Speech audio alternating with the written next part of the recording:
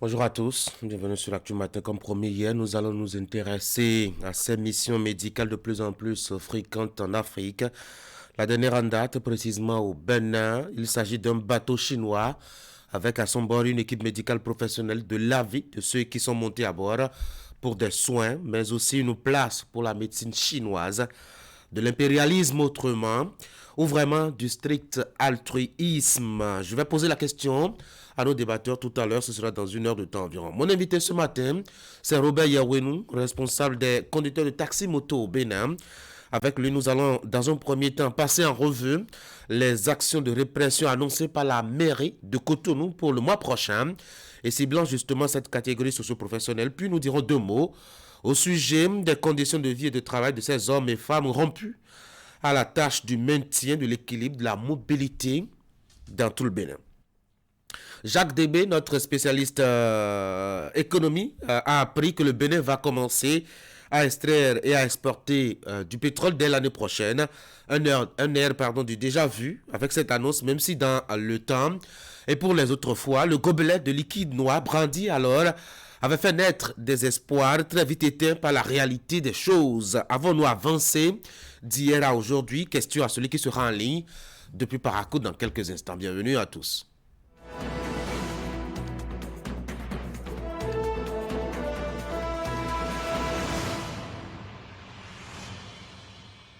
Voici Fraternité pour commencer la une des journaux. Contrôle des numéros de taxi-moto et taxes à payer. Les immédiats à la croisée des chemins se conformer à la loi ou quitter les rangs.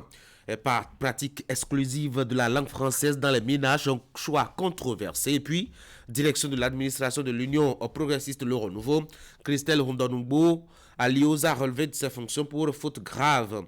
À l'occasion d'une assemblée générale extraordinaire, les plaintes des travailleurs de la SRTB à découvrir dans les colonnes de fraternité. L'autre quotidien vit au sein des groupes parlementaires. La transhumance politique déserte l'hémicycle, les raisons de la relative stabilité. L'autre quotidien analyse les faits. Jack Pata pour réaliser son rêve en 2026. Quel duo pour le parti Les Démocrates.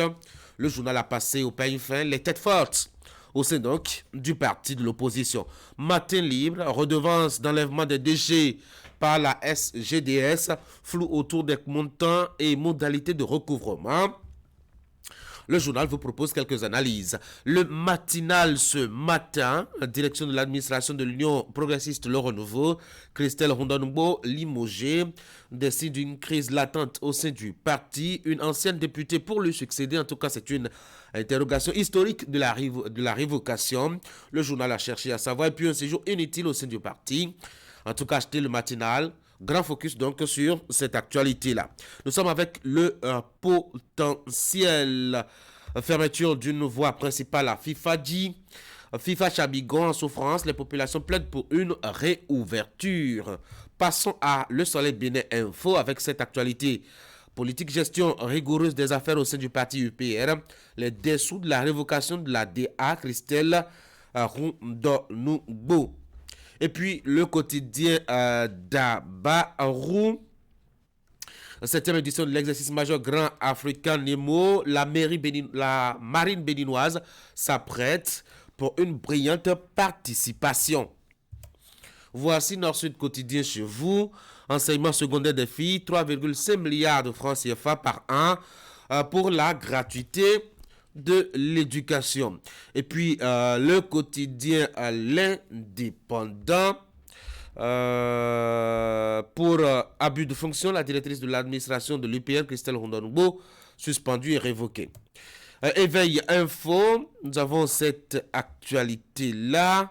Économie verte et financement climatique, une chance de développement durable pour l'Afrique. Voici le grand jury, révocation pour une supposée faute grave de son poste de directrice administrative de l'UPR.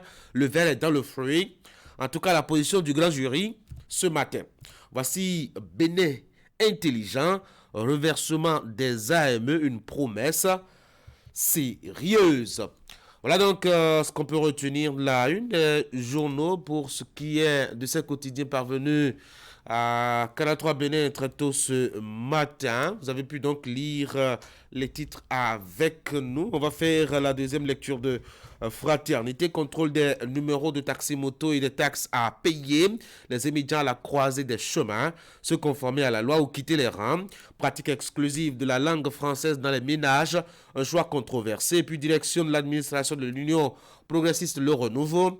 Christelle Rondonoubo-Alios a relevé de ses fonctions pour faute grave. Et puis à l'occasion d'une assemblée générale extraordinaire, les plaintes des travailleurs de la SRTB. SRTB, c'est ce que vous saviez auparavant sous le nom de ORTB. Et donc, je le disais, voici donc l'essentiel des titres à retenir d'un quotidien qui nous sont parvenus ce matin dans les colonnes de Fraternité. Vous avez justement cette sortie du syndicat, donc de ce qui avait été appelé ORTB, désormais SRTB. Les travailleurs dans cette maison se plaignent. Fraternité fait un compte rendu de la sortie médiatique du secrétaire général du syndicat de la maison. Extrait de ses propos, par exemple, pour la retransmission de la session budgétaire de Porte-Nouveau. C'était la croix et la bannière. Cette retransmission était le fruit de l'impréparation de la direction de la SRTB. Conséquence, à la veille de l'événement, les techniciens ont dormi à la belle étoile. Il y a plein d'autres exemples encore. Au même moment, les gens veulent de la qualité. Comment peut-on obtenir de la qualité dans ces conditions? Grosse interrogation, et ce n'est pas la seule. En tout cas, de l'intervention de Amel Dossoukago hier et rapportée par Fraternité. Vous savez aussi l'actualité, en tout cas du côté de la mairie de Cotonou, c'est cette annonce de répression, c'est un contrôle de répression. Eh ben, dans le rang des conducteurs de taxi-moto, les émigrants, ils sont à la croisée des chemins. Fraternité leur conseille surtout de se conformer à la loi ou alors de choisir de quitter le métier. Quels sont les contrôles envisagés par la mairie? Achetez le journal, allez à la page 3 et découvrez un peu les éléments promis par la mairie donc de la capitale économique du Bénin. Et juste après les sports tout à l'heure, moi je vais recevoir l'un des représentants de cette catégorie socio-professionnelle. Avec lui, on va discuter un peu de ces mesures annoncées par la municipalité de Cotonou. Vous qui aimez parler rien que le français à vos enfants à la maison, quelle est l'appréciation de ceux qui connaissent la matière et ceux qui, ma foi, ont déjà travaillé à envisager les conséquences et les répercussions sur non seulement l'instruction de l'enfant, mais aussi l'appropriation véritable de la langue française? Eh bien, Fraternité s'est intéressée au sujet. À la page 4, vous avez un document compte rendu assez intéressant de Jeconias Adanlé qui a opposé les avis et les opinions. Un article très intéressant, je vous le conseille vivement à découvrir. Ça vous dirait en tout cas de continuer à parler français à vos enfants intégralement à la maison. À la page 6, vous avez l'actualité sur le continent avec la visite depuis lundi du président français à Rabat au Maroc. Eh bien, Emmanuel Macron a rendu visite au roi Mohamed VI. Ça fait bien longtemps qu'un président de l'Hexagone a foulé le sol marocain. Qu'est-ce qu'ils se disent depuis lors? Eh bien, cette fraternité qui pourra vous aider justement à faire votre opinion à ce sujet. Allez, on va passer maintenant au bulletin d'information avec Ingrid Den. Ingrid, bonjour. Bonjour Tanguy et bien bonjour à tous. Au sommaire de ce numéro de votre bulletin sur la matinale, les images de la cérémonie du lancement du rendez-vous annuel de la sécurité maritime dans le golfe de Guinée. On parle ici du Grand Africain Nemo qui est à sa 7e édition, co-organisée par la marine française et l'architecture de Yaoundé. La rencontre réunit, s'il vous plaît, 28 pays de 3 continents. Les objectifs sont à découvrir dans un instant. Toujours au sommaire de ce bulletin, ce séminaire organisé au profit des membres de la haute autorité de l'audiovisuel. Ah non, de la haute cour de justice, pardon. Ils se sont donné rendez-vous donc à Goué, dans la commune de Grand Popo, pour réfléchir sur les mécanismes de bon fonctionnement de leur structure. On vous fera aussi le point. Voici le bulletin.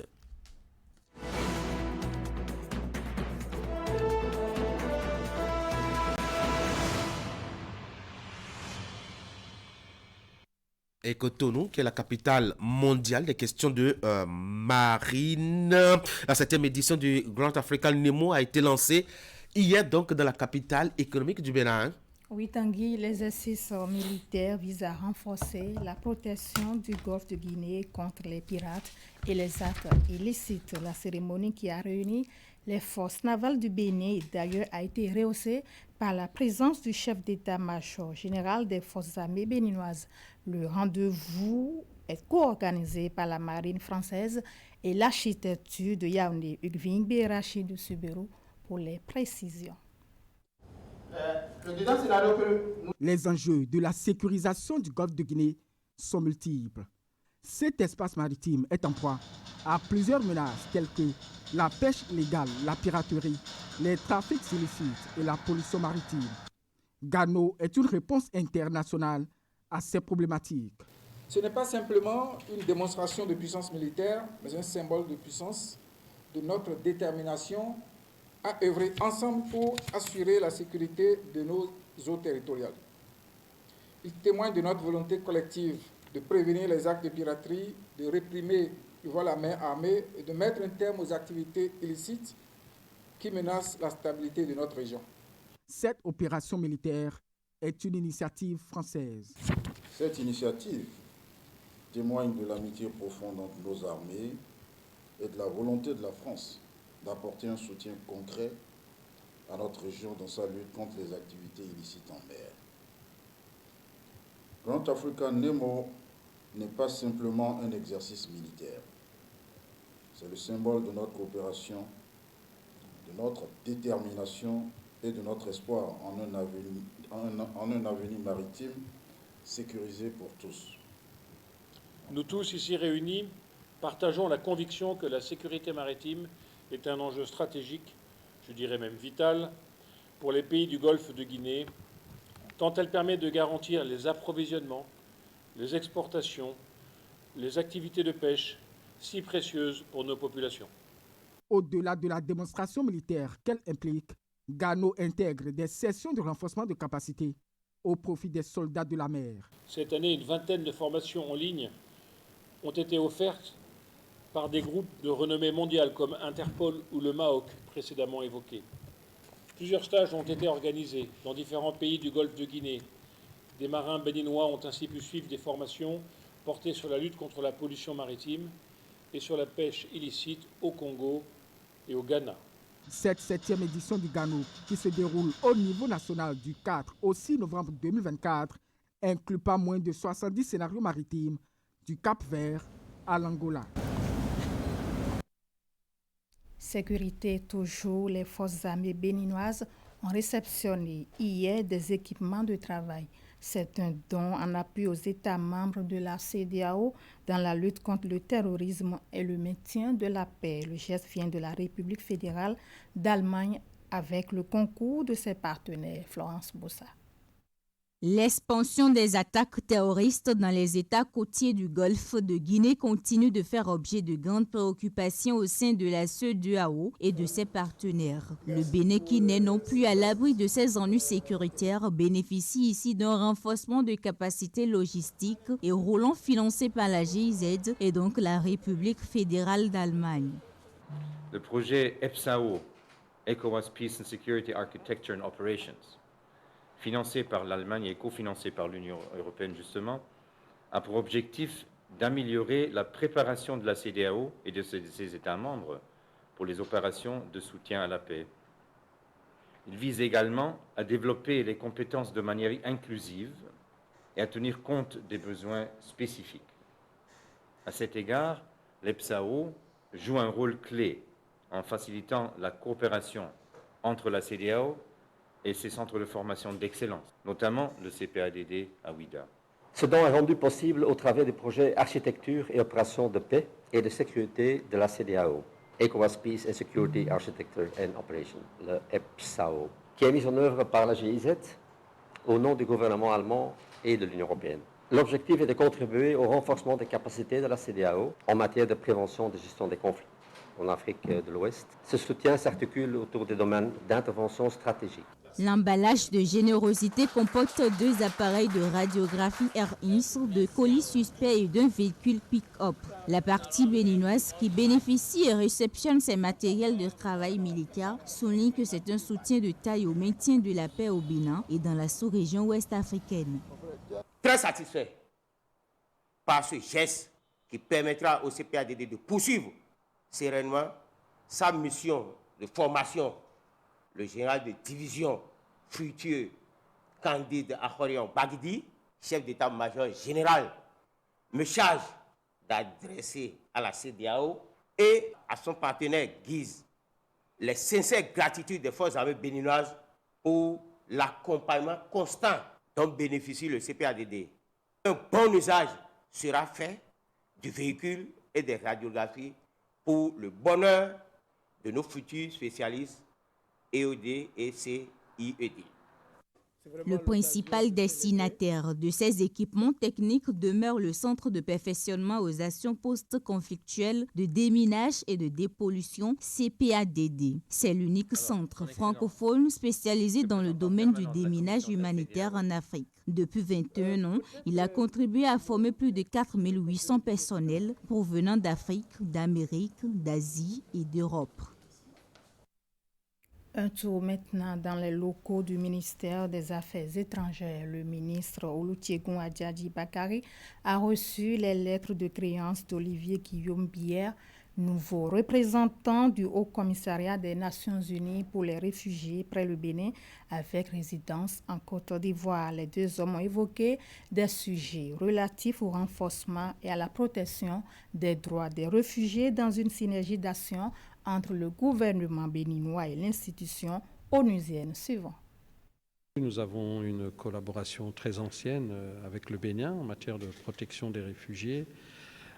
Déjà à l'époque, dans un passé très récent, nous avons eu à travailler avec le Bénin sur le retour des Ivoiriens en Côte d'Ivoire après la clause de cessation. Et maintenant, nous sommes amenés à retravailler ensemble en raison de ce qui se passe au Sahel central et des personnes qui arrivent dans les pays côtiers, le Bénin, le Ghana, le Togo, la Côte d'Ivoire.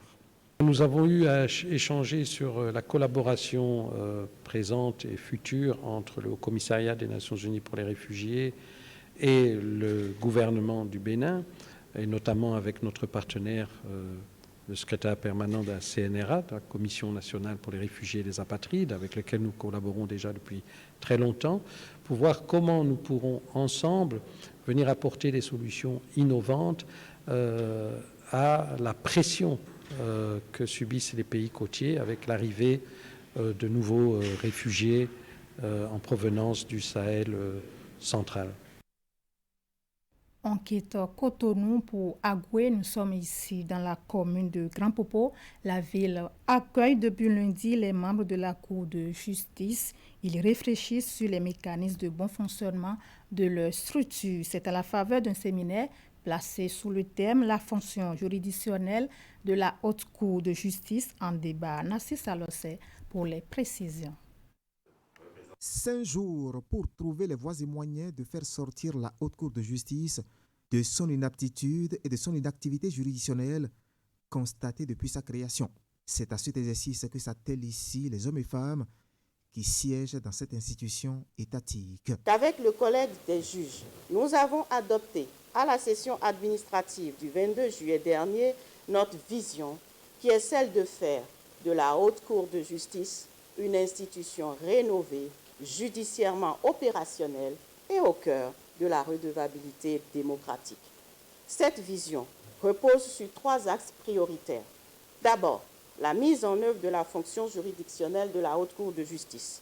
Ensuite, l'amélioration du fonctionnement interne de la haute juridiction et enfin, l'accroissement de la visibilité de la Haute Cour de justice. Ils sont donc à la recherche d'une nouvelle dynamique et les réflexions sont axées sur le thème « La fonction juridictionnelle de la Haute Cour de justice en débat ». Tout se fera sous les yeux de personnes ressources qui sont venues avec leurs souhaits. Que cette réflexion puisse aboutir à des améliorations de la procédure au niveau de la loi organique de la Haute Cour de justice pour faciliter la saisine de la Cour, pour faciliter l'instruction et pour permettre aussi un jugement équitable dans la neutralité et l'impartialité des juges, sans parti pris politique. Voilà le souhait que je fais pour que notre haute cour de justice, qui est prévue par la Commission, soit aussi fonctionnelle.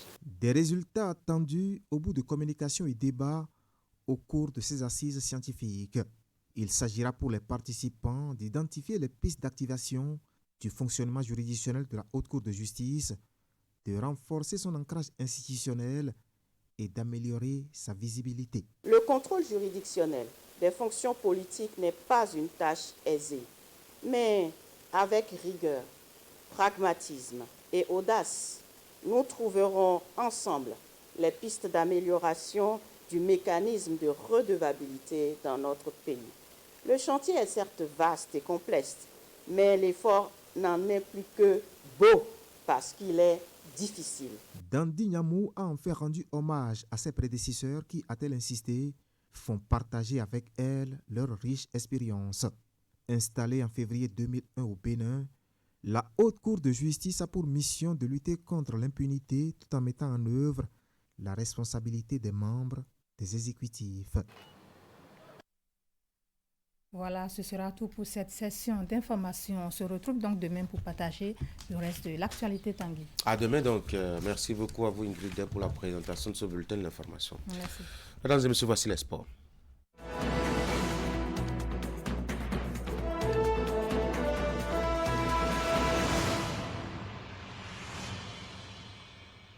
Le tirage au sort du championnat scolaire africain de moins de 15 ans s'est déroulé hier dans la capitale togolaise. Candide Roureto, bonjour. Tanguy, bonjour. Et le Bénin qui hérite du groupe B sur les deux tableaux. Oui, aussi bien chez les jeunes garçons que chez les jeunes filles. Le Bénin est logé dans la poule B pour la phase de groupe de cette édition des qualifications du prochain championnat scolaire africain, prévu se tenir à Niamey au Niger du 20 au 23 novembre 2024. À l'issue du tirage au sort effectué, la composition des groupes se présente comme suit. Chez les jeunes garçons, le Niger, pays hôte, le Burkina Faso et le Ghana composent le groupe A. Puis dans le groupe B, nous avons le Bénin qui se retrouve en compagnie de la Côte d'Ivoire et puis du Nigeria. Chez les filles, dans la poule A, la poule A est bien entendu composée du Niger, du Burkina Faso et du Ghana. Même composition que comme chez les hommes, bien entendu. Dans la poule B, pas de changement non plus. Le Bénin se retrouve en compagnie de la Côte d'Ivoire et du Nigeria. À l'instar des autres éditions, la compétition va réunir 6 pays. Lesquels pays vont se lancer dans la course à la succession du Bénin dans la catégorie masculine et du Togo dans la catégorie féminine. Rappelons que contrairement à l'édition précédente, le Bénin sera représenté cette année par le CEG Otala chez les garçons et le CEG Kobli chez les filles. Il s'agit des deux collèges qui sont sortis vainqueurs du championnat national scolaire 2024 dans leurs catégories respectives. Allez, on va rester avec les scolaires pour les Jeux olympiques consacrés aux élèves de moins de 18 ans candides. Les gymnasiades édition 2024 se poursuivent à Bahreïn. Le Bénin, qui est représenté dans 4 disciplines, est déjà éliminé, en tout cas en phase de groupe, dans la discipline de handball. Oui, l'apprentissage a été difficile pour les handballeurs et handballeuses du Bénin à cette 20e édition des Jeux olympiques scolaires. Mais on va juste retenir que cette échéance a été un tremplin pour les jeunes talents handballeurs béninois dans cette discipline bien entendu du handball. Chez les dames, les Amazones dans une poule unique avec leurs homologues de 4 autres nations participantes s'en sortent avec un bilan mitigé, 4 matchs disputés pour autant de défaites à leur entrée en lice. Les Béninoises se sont inclinées devant leurs homologues de l'Ukraine 12-38. Pour leur deuxième sortie, elles ont été battues par les Iraniennes 19-27 avant de courber les Chines 20-36 devant les Françaises puis 18-30 devant les Roumaines pour leur 4e et dernière sortie de la phase des groupes. Et comme ce sont seulement les 4 pays qui se sont les mieux illustrés en phase de groupe dans cette poule unique qui se qualifie directement pour l'étape des demi-finales dans la discipline, le Bénin n'a pu s'offrir un billet pour cette étape avec donc sa performance dans la compétition. 4 défaites en autant de sorties pour les handballeurs. Chez les garçons, il n'y a pas eu grande différence dans les performances. Les jeunes guépards handballeurs qui étaient logés dans le groupe A en compagnie de l'équipe A et B du pays pays hôte Bahreïn et de la Bulgarie ont enregistré 3 défaites en 3 matchs disputés. 14-31 face à l'équipe A de Bahreïn à son entrée en compétition. Défaite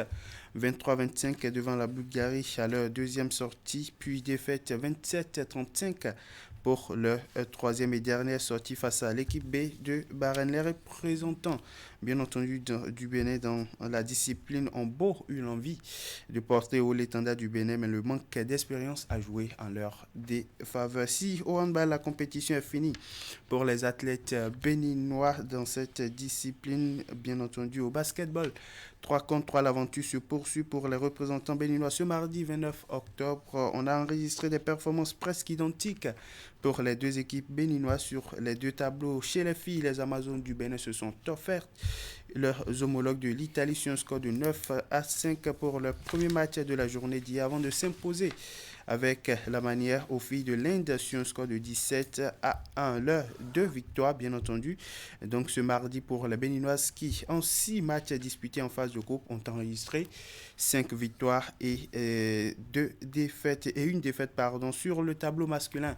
On note 4 victoires et 2 défaites en 6 matchs pour les jeunes garçons béninois qui, au cours de la journée d'hier, ont battu par 18-11 l'équipe numéro 5 de Bahreïn avant de perdre 15-7 face à l'Angleterre. Donc 6 matchs, 4 victoires pour les jeunes guépards, basketteurs et 5 jeunes Amazones, et 5 victoires en 6 matchs pour les Béninoises. Les performances qui qualifient le Bénin au tour suivant de la compétition dans les 2 catégories. Il faut dire que ce mercredi 30 octobre 2024, à l'occasion des 16e de finale, la Macédoine du Nord sera l'adversaire du Bénin à partir de 8h20 à Cotonou, heure de Cotonou.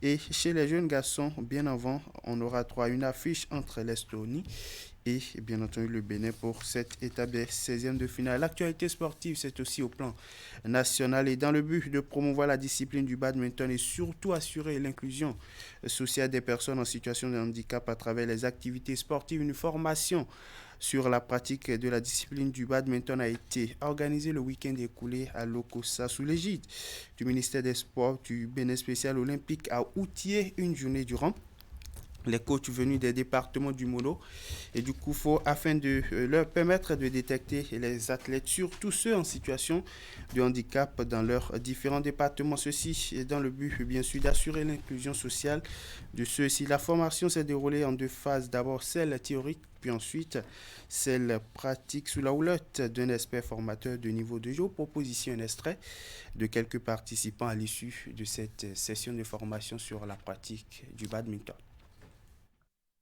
On a beaucoup appris. On nous a appris aussi que les handicapés peuvent participer au sport, au badminton précisément. Et j'ai beaucoup aimé cela. Je vais sensibiliser mes camarades ainsi que mes camarades qui sont handicapés, leur dire l'importance du sport, ce que ça donne aux handicapés, les sentiments qu'on a quand on pratique le sport. Je vais leur dire tout ça et les inviter à pratiquer le sport comme moi, le badminton précisément. On va essayer avec les notions qu'on vient de recevoir encore, d'essayer de regrouper les élèves et les enfants, ainsi que faire promouvoir le badminton et permettre à tout chacun de découvrir le badminton et essayer de le faire compétir au plan national, pourquoi pas au plan international. Oui, les coachs étaient très intéressés parce que nous avons un formateur qui connaît son métier, qui a su comment partager ses connaissances avec les coachs. Donc les coachs étaient très assidus. Vous-même, vous les avez vus sur le terrain, ils étaient très motivés parce que nous, ce que nous leur demandons, c'est d'être toujours motivés avec nos enfants également dans ces conditions-là parce que c'est des êtres fragiles et pas faciles, mais c'est à eux de rendre la tâche plus facile pour pouvoir bien les encadrer. Il faut dire qu'au cours de cette formation, la Fédération béninoise de badminton a procédé à une remise de kits de la discipline spéciale olympique pour que les entraîneurs formés et les différents acteurs puissent travailler dans de bonnes conditions et surtout avec les matériels qu'il faut. On change maintenant de discipline pour parler de la balle ovale. On l'a évoqué hier, le renouvellement du bureau exécutif de la Fédération béninoise de rugby qui devrait se tenir le week-end écoulé a été reporté, ceci compte tenu de diverses raisons. Hier, on a écouté le secrétaire général sortant qui a indexé le président sortant, bien entendu, M. Faustin Daito, sur certaines irrégularités notées le jour de l'Assemblée générale élective. Eh bien, comme nous vous l'avons promis, nous sommes allés rencontrer pour avoir sa version des faits le président Faustin Daito, surtout pour savoir les raisons qui ont poussé au report de l'Assemblée générale élective. Suivez. On a constaté à quelques semaines de la date de l'AG un bicéphalisme qui est développé au niveau d'un club du Septentrion, le Buffle, un rugby club. Et cette situation, on a essayé de régler ça au niveau du comité exécutif, ça n'a pas fonctionné. Nous avons écrit au Sénos Ben, qui nous a donné une orientation à travers un document. Donc on en était là, et quand arrivé le samedi 26 octobre, on pensait que tout était aligné. Et je constate l'explosion encore au niveau de 2 autres clubs. Les Naja, dont le président est au Gabon. Le président de Naja est au Gabon. Il aurait donné un mandat à son secrétaire général pour déléguer les délégués.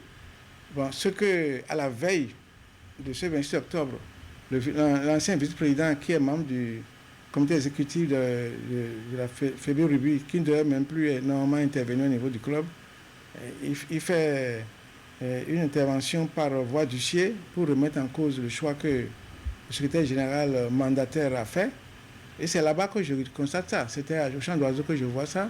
Et il y a un autre club aussi dont les membres ils sont venus avec un nouveau courrier la veille de l'AG pour dire qu'ils se sont entendus pour changer les délégués qu'ils ont envoyés et qu'ils voudraient qu'on leur permette de changer. Donc, arrivé là-bas, je constate aussi qu'ils ne se sont pas entendus.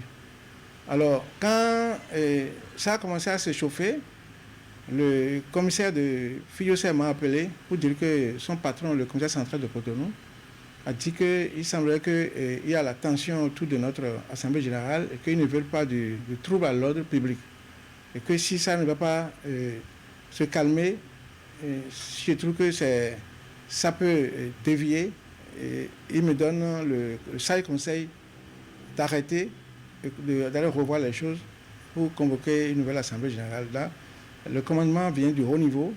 Moi, je ne peux pas prendre des risques pour dire on doit faire.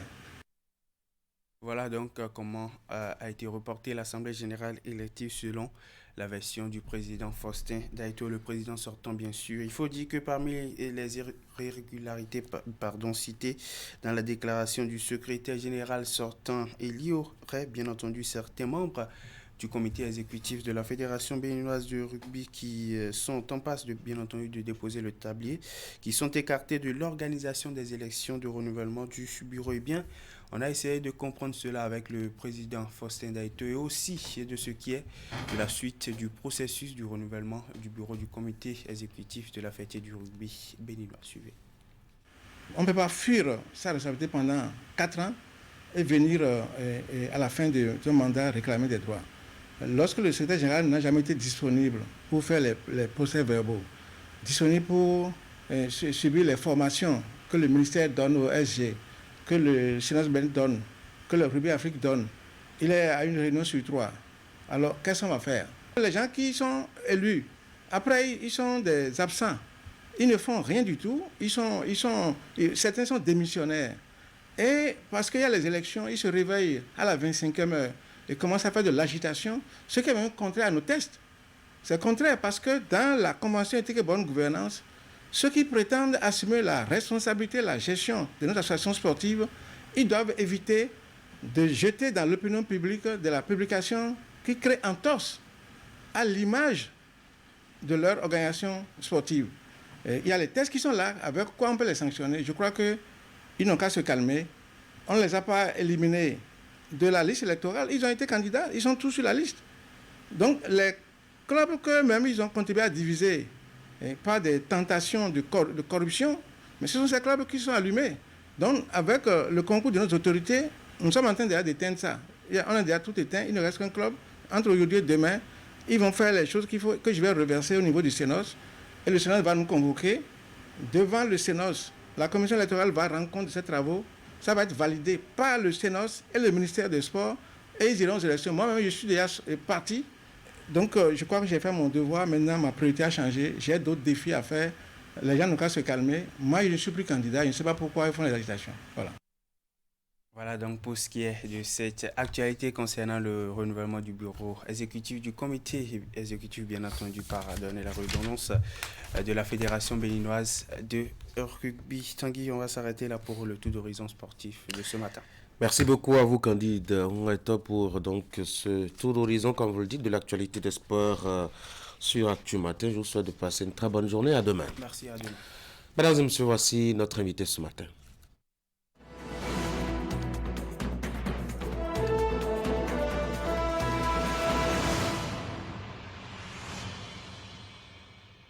Il a nommé, comme je l'ai annoncé au début de cette émission, Robert Yawenou, président de l'Union des conducteurs de taxi moto de Cotonou, UCOTAC. Monsieur Yawenou, bonjour. Bonjour, monsieur le journaliste. Bienvenue sur Actu Matin. Merci. À Cotonou, la municipalité a annoncé qu'elle lance bientôt 2 opérations simultanément. Le contrôle des numéros de dossards, il y en a de faux parmi les conducteurs de taxi moto, mais aussi et surtout le contrôle des taxes de droit d'exploitation. Et les hommes qui crient déjà la pression parce que c'est déjà la fin de l'année. Où est la pression? C'est de l'ordre normal des choses, non? Merci, monsieur le journaliste. Je pense que celui qui pense que c'est la pression, ce n'est pas la pression. C'est tout à fait normal que chaque activité génératrice de revenus soit assujettie à une taxe.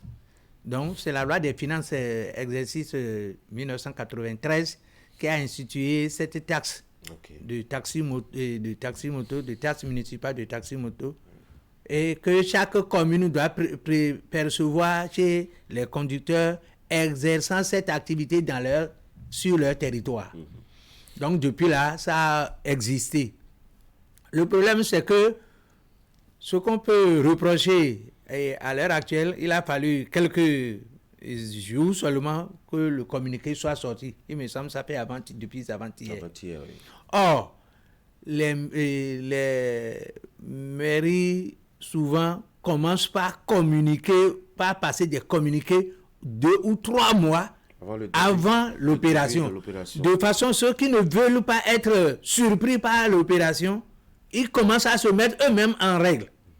Et c'est les retardataires ou les récalcitrants qui ne veulent pas du tout l'opération de contrôle, c'est eux qui se font appréhender. Donc, moi, je crois que ce qui serait mieux, ou ce que je reproche à l'administration municipale, c'est de n'avoir pas commencé tôt le communiqué. Le communiqué devant être passé au moins 2 ou 3 mois d'avance, et vous allez voir que... Oui, mais si c'est depuis 1993 que l'habitude est instaurée et que vous reconnaissez un peu sa légalité et sa normalité, en principe, chaque année, on n'a pas besoin de prier un citoyen pour aller payer ses impôts, non? Oui, évidemment, on ne doit pas prier un citoyen, mais comprenez avec nous que nous sommes à 98% ou 90% analphabètes. Les gens ne savent pas ce qu'est leur droit et ce qu'est leur devoir. Pour eux, quand l'État veut percevoir la taxe municipale, c'est injuste. Or, toute activité génératrice de revenus doit être frappée par une taxe. Est-ce que vous les sensibilisez à ce propos? Évidemment, ils ne peuvent pas dire qu'on ne les sensibilise pas. Nous autres, au niveau de notre syndicat, nous sommes affiliés à la CSA Bénin. Il y a plusieurs formations, plusieurs séminaires, plusieurs assemblées générales organisées à l'intention de nos militants. De nos militants, et nous les formons à ce qu'ils s'acquittent de leur taxe municipale, parce que c'est tout à fait normal qu'ils le fassent. Façon dit, donner à César ce qui est à César et à Dieu ce qui est à Dieu. Maintenant, ce qui doit donner à César, c'est l'impôt. Donc, il faut payer les taxes. Nous ne sommes jamais contre. Nous seulement la manière de percevoir ça ou de déclencher l'opération des fois qui est biaisée. Autrefois même, on le faisait en écartant les syndicats. Et nous avons vu que les agents municipaux là, ils prennent les motos, ils les jettent n'importe comment, les vitres sont cassées, les rétroviseurs sont cassés, les feux arrière et autres. Donc, nous nous sommes rapprochés de l'administration, c'était au temps de... comment l'appelait-on? Kinifor. En montant, moi j'ai pris les rênes du syndicat au temps de Kinifo, en 97. Donc, et ils ont compris qu'il faut associer les syndicats. Du coup, quand nous sommes là, on veille à ce qu'on ne brutalise pas les motos, à ce qu'on ne crée pas de dommages sur les motos. Et ça allait. Mais vous voyez, toute humaine a toujours des choses là. Donc, certains conducteurs de taxi-moto voient ça voient ça très mal. Que comment le syndicat va accepter qu'on paye l'État. Nous avons dit non. C'est tout à fait normal que nous puissions payer des taxes parce que nous exerçons une activité. La vendeuse du marché qui vend de l'eau, elle paie des taxes à l'État. Si c'est à la mairie ou c'est toujours l'État. La petite vendeuse de piment ou de tomates paie des taxes. Donc, normalement... C'est combien la taxe pour les conducteurs de taxi-moto? Tout au début, au commencement, c'était 1000 francs que l'État et la municipalité avaient exigé. Mais nous sommes rentrés en négociation avec la municipalité et nous a ramené ça à 600 francs le mois. Okay. Nous payions 600 francs le mois jusqu'à l'ère du maire président Soglo. Et lui nous a dit, il comprend les souffrances des conducteurs de taxi-moto et les difficultés auxquelles ils sont confrontés. Donc, lui préfère leur diminuer cela pour leur permettre de venir volontairement. Il a utilisé toujours ce mot-là. Pour leur permettre de venir volontairement payer au lieu qu'on les chasse dans les ruelles et autres. Donc, il a ramené ça à 400 francs le mois, ce qui fait 4800 sur 7200 qu'on payait d'avant. Donc, pourtant, les autres vont payer, d'autres vont payer régulièrement, d'autres ils s'obstinent, ils refusent. Mais c'est quand il y a opération qu'ils sont traqués ou arrêtés qu'ils vont... Il y a longtemps que la mairie a lancé une telle opération. Ça veut dire qu'il y a longtemps que vous avez payé vos impôts, hein? Bon, c'est vrai. Vous voyez, le Béninois, je vous l'ai dit tout à l'heure, nous sommes de l'économie informelle. Il faut mettre la pression avant que l'acteur de l'économie informelle puisse sortir l'argent de sa poche et payer, sachant même que lui-même bien que c'est un droit. Est-ce que vous faites le compte de toutes ces années passées où vous n'aviez pas payé pour les rembourser cette année? Bon, ça dépend. Il y a certains qui continuent de payer. Il y a d'autres qui ne payent pas. Bon, puisque l'effectif est si croissant qu'on ne peut pas faire une statistique. Donc aujourd'hui, les gens payent, d'autres ne payent pas. Mais quand il y a l'opération, vous avez les fuyards qui vont dans les ruelles, ne veulent pas se faire prendre. Et d'autres qui ne veulent pas du problème, ils payent et continuent de se battre à leur activité. Donc là, l'opération qui actuellement doit être lancée selon le communiqué... Est-ce que vous êtes associés? Bon, non, nous ne sommes pas associés. L'opération, quand j'ai lu le communiqué, il a un côté qui m'a intéressé. Lequel? Le côté faux numéro. Pourquoi ça vous intéresse? Bon, ça m'intéresse parce que ça fait plus de 26 ans que je suis dans le système. Je suis secrétaire général, ça fait bientôt 26 ans, 27 ans. Wow. Donc, je connais comment les gens fonctionnent dans ce truc-là. Vous avez d'autres qui, lorsqu'ils ont leur moto, ils vont à la mairie se faire enregistrer régulièrement, ils ont leur numéro et ça leur permet d'aller conduire librement. Ceux-là, vous n'allez jamais les voir commettre des actes répréhensibles. Mais il y a par contre d'autres qui ne veulent pas du tout se faire enregistrer. Ils préfèrent porter soit des blouses sans numéro, ils préfèrent porter des blouses avec faux numéros, ils inventent eux-mêmes de numéros. Ceux-là, quand ils posent des actes, vous ne pouvez pas les... Il nous est souvent difficile de mettre la main sur eux. Mais des fois, on les arrête quand même. Oui, mais le syndicat est là justement pour faire un peu d'ordre dans je dois dire, cette catégorie socio-professionnelle. On a bien l'impression que vous-même, vous n'avez aucune veille organisée. Vous êtes juste là et c'est quand la mairie lance une opération que vous trouvez que c'est pertinent et qu'il faut aller justement dans ce sens. Bon, évidemment, vous allez le dire comme ça, mais nous, on sait ce qu'on fait.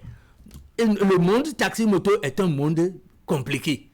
Quand vous allez même faire leur bien, leur faire du bien, c'est un problème.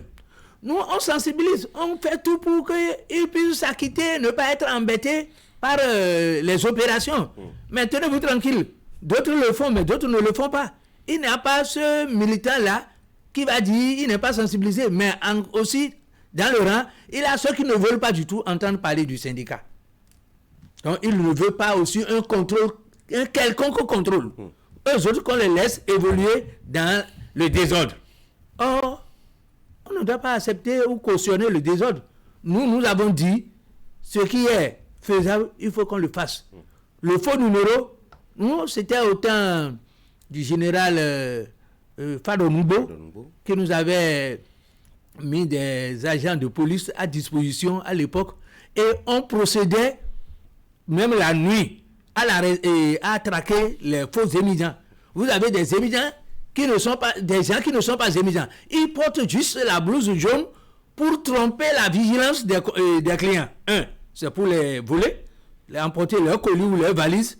2, ils prennent la blouse pour tromper un autre conducteur de taxi moto. Ils se prennent d'abord. Ils vont sur un point là, ils prennent d'abord 2 de ces acolytes, ils vont à un carrefour, ils s'arrêtent là.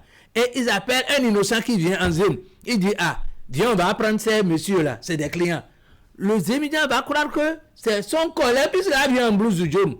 Il va croire que, voici, mon collègue qui m'appelle pour prendre un client avec lui.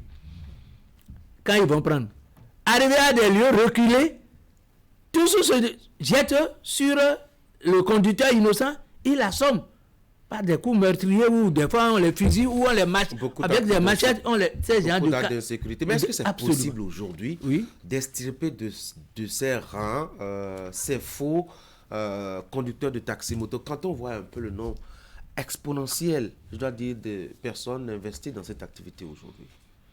On peut le faire. On peut le faire si la volonté y est.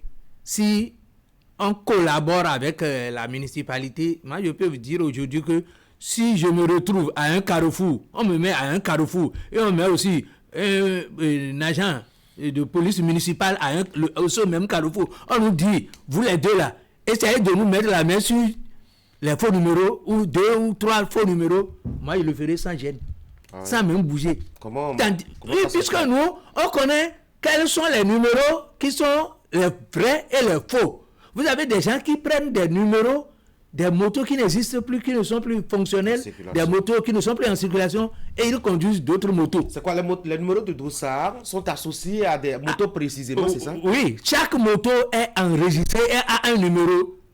Et c'est le numéro là que le conducteur porte sur le dos pour conduire. Mais vous avez, malheureusement, vous rencontrez des gens qui ne veulent pas du tout aller à la mairie pour se faire enregistrer. C'est quoi, vous avez une moto que vous avez achetée à 500 000, et je ne peux pas dire, je ne peux pas comprendre pourquoi 5100 francs pour se mettre en règle.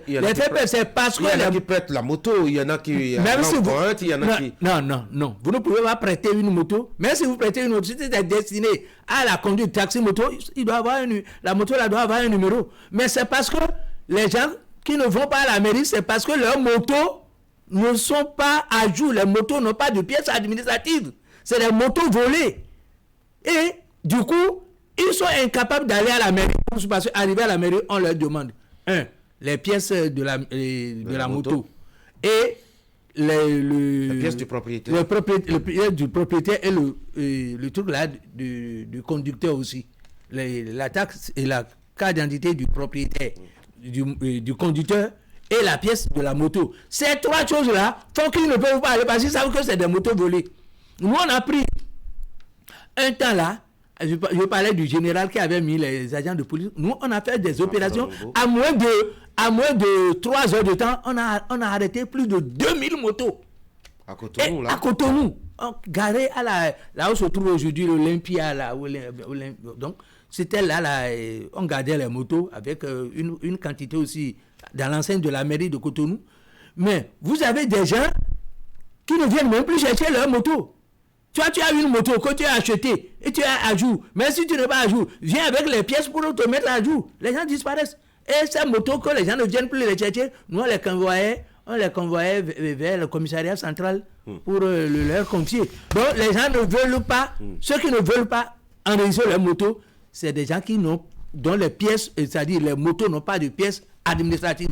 Les motos là sont des motos douteuses, des motos volées et Même si tu achètes. Vous êtes catégorique là-dessus. On va changer d'axe de discussion. On va parler maintenant de la profession et de l'acteur de la profession. Le ZEM aujourd'hui, on ne sait plus combien ils sont exactement à Cotonou, rien qu'à Cotonou, pour ne même pas parler des autres villes du Bénin. Mais est-ce qu'aujourd'hui, le conducteur taxi-moto vit de son travail? Merci, monsieur le journaliste. Je pense qu'aujourd'hui, les choses sont dures. Il faut le reconnaître. Parce que il a trop, c'est-à-dire, l'effectif sans cesse croissant des conducteurs de taxi-moto font que le chiffre d'affaires baisse. Et aujourd'hui, avec la cherté de l'essence, tout a basculé.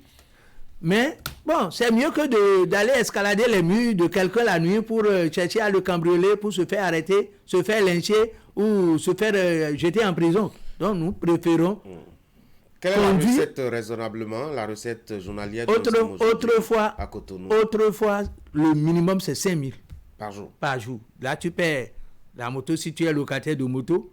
Et vous payez combien pour la journée? À l'époque, c'est 1500. C'était 1500. Après, c'est devenu 1700. Après, c'est devenu 2000.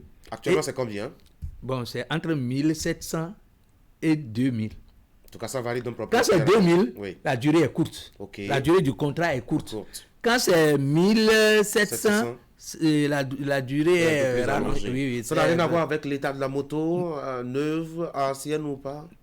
Évidemment, c'est compte tenu de l'état de la moto. Si elle est neuve, vous faites un contrat écrit, vous faites un contrat type de temps ou de ceci là. Je crois que souvent c'est en fonction de l'état de la moto. Oui. Si elle est neuve, c'est autre chose. Si vous avez une moto usagée ou que quelqu'un a déjà conduit et abandonné, peut-être il n'a pas été en règle vis-à-vis de son propriétaire qu'on le lui a retiré, vous allez voir que la durée aussi doit être réduite. Oui. Vous ne m'avez pas dit combien vous gagnez par jour maintenant que les choses sont compliquées. Actuellement, il faut que je sois honnête. Je ne suis plus vous n'êtes plus en activité. Vous êtes syndicaliste maintenant, vous êtes dans les bureaux. Non, pas dans les bureaux. Climatisés. Vous avez plus de la distance avec la réalité des hommes. Non, c'est que quand vous êtes à un poste de responsabilité, les réunions, quelqu'un vous appelle pour dire on m'a arraché la moto. Tout simplement parce qu'il n'a pas payé. Et quand vous voulez voir la vérité et la réalité, vous allez le conduire vers son propriétaire, défendre son cas puisque vous êtes son avocat. Vous allez là-bas où des fois vous allez baisser la tête, c'est le conducteur qui fait le faux avec son propriétaire. Ou vous allez là-bas et c'est le propriétaire qui veut faire le faux avec le conducteur. Vous intervenez dans les rapports entre... Oui, les gens surtout, ils ne savent pas que pour tout contrat, il faut que ça soit écrit. On fait de contrat verbal. Or, lorsque le conducteur voit, le propriétaire voit que la moto est bien entretenue, est restée toujours neuve, que le monsieur s'étend vers la fin, il crée un problème pour retirer la moto. Je vais vous conter un cas. Il a 2 semaines. Un monsieur est venu, il dit, on veut m'arracher la moto. Pourquoi? Vous avez fait un contrat, il dit oui. Je veux voir le type de contrat. Et on dit 2000 francs par jour, payable tous les jours. Le monsieur s'échine à payer tous les jours. Puis après, le conducteur, lorsqu'il voit que le monsieur s'étend vers la fin, il dit non, maintenant tu ne vas plus payer les soirs, mais tu vas payer à midi. J'ai dit, mais ce n'est pas possible. Celui-là, il a le sang dans sa chair. Mais c'est toujours la même 24 heures, non? Vous payez aujourd'hui midi, demain c'est à midi, vous payez, donc ça vous fait encore 24 heures. Non, quelqu'un ne peut pas commencer le travail le matin et à midi déjà il est à jour. Alors qu'il va payer l'essence, il va faire ceci, il va manger au moins lui-même un petit déjeuner avant d'avoir la force pour conduire. Et comme elle dit, de payer l'argent le midi, non? Et je lui ai dit non, d'aller au commissariat. Il est allé se plaindre au commissariat. Le propriétaire a été débouté. Alors, à Cotonou, la ville est un peu plus belle maintenant, avec les asphaltages par ici, les rues sont belles. Ça vous fait moins de fatigue dans la journée? Merci, monsieur le journaliste. Je pense que il faut dire la vérité. La ville de Cotonou change. Et autrefois, c'était du calvaire. Et après, on a dit Cotopavé, Cototrou est devenu Cotopavé. Aujourd'hui, quand vous voyez les choses, il y a certaines grandes artères de Cotonou qui ont été goudronnées, pavées. Moi, j'ai dit ça là. En quoi ça impacte votre activité? Oui, mais parce que lorsque la voie est bonne, vous avez des facilités pour rejoindre le point de chute du client. Lorsque la voie est bonne, vous n'avez pas de difficulté pour conduire. Lorsque la voie est bonne, vous n'êtes pas tous si secoué avec les trous et les choses là. Les crevasses aussi nous fatiguent. Ça nous amortit. Mais aujourd'hui, les voies sont en train d'être faites. Moi, je crois que c'est une bonne chose. Quand je prends la voie qui quitte l'OCBN pour venir à Zongo, là, quand cette voie-là, pendant la saison pluvieuse, nous ne pouvons plus passer. Mais aujourd'hui, paf, vous pouvez y aller. Vous prenez la voie qui quitte la boue du travail pour le Bégamin.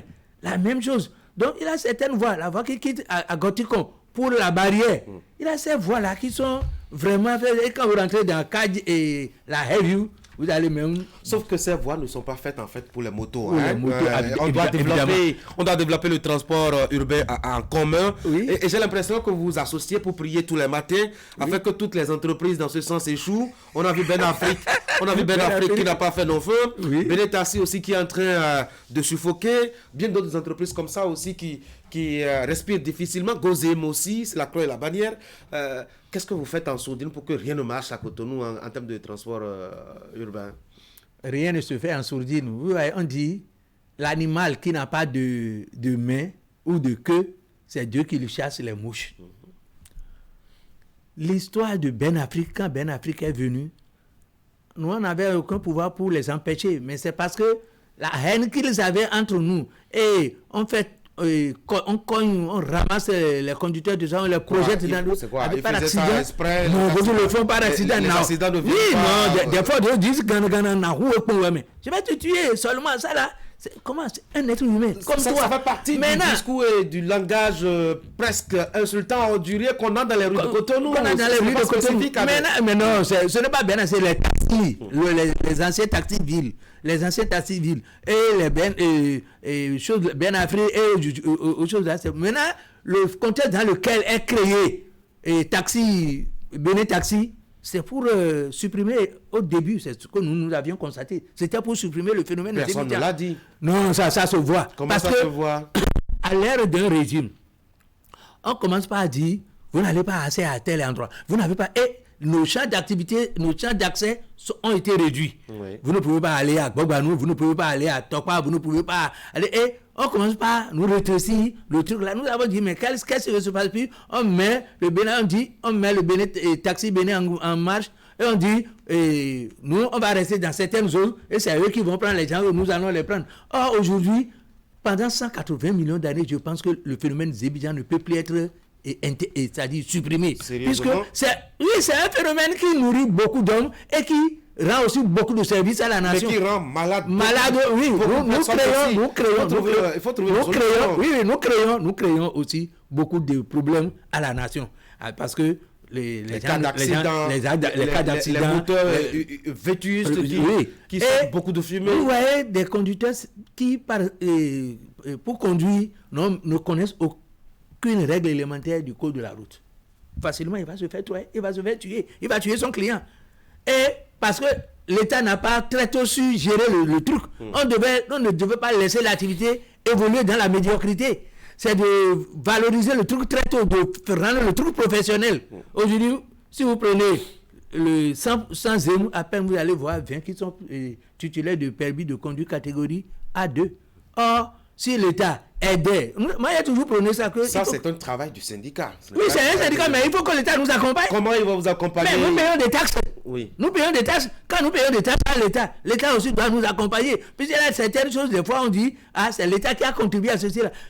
Le temps de Georges Guédou, c'était en 95, au temps de président Soglou, la francophonie, à l'heure de la francophonie, le ministre Guédou nous a appelé et dit, bon, je sais que votre activité là, les étrangers viendront, vous allez les prendre et peut-être les jeter par terre, ça va créer des problèmes et notre pays sera mal vu. Ce que je veux que vous puissiez faire avec nous, c'est que vous allez collaborer, sensibiliser vos hommes pour qu'ils viennent s'inscrire. On va les former sur le code de la route gratuitement. C'est pas ce biais-là que Maya a été formé. C'est pas ce biais-là que j'ai eu mon permis de conduire. Des séances de sensibilisation, de formation. Oui, il faut qu'on forme les gens pour qu'au moins les accidents diminuent. Aujourd'hui, vous allez voir, nous allons Même si nous jetons des pieds à la police a aussi fait un travail énorme. Avant, nous étions de coude à coude avec les véhicules. Et nous faufilons par aujourd'hui, lorsqu'on a exigé la banque cyclable obligatoire pour les motos, vous avez vu, les accidents, le taxi moto a diminué. Il y a des récalcitrants. Mais vous allez voir que quand il faut, même la population les insulte. Robert Yagouenou, je dois rappeler que vous êtes président de l'Union des conducteurs de taxi moto de Cotonou, UCOTAC. Merci d'être venu sur l'Actu Matin. Je vous souhaite de passer une très bonne journée. Merci, monsieur le journaliste. Mesdames et messieurs, on va poursuivre avec Actu Matin. Je vous propose maintenant de passer à la rubrique économie avec celui que vous connaissez très bien, Jacques Degbé. C'est lui notre consultant maison en matière d'économie. On va parler de cette annonce avec le ministre des Mines. À partir de l'année prochaine, le Bénin va commencer à extraire du pétrole et à l'exporter. De quoi est-ce que ça retourne? Comment ça va se passer? En tout cas, question à l'économie tout à l'heure. Voici donc la rubrique économie.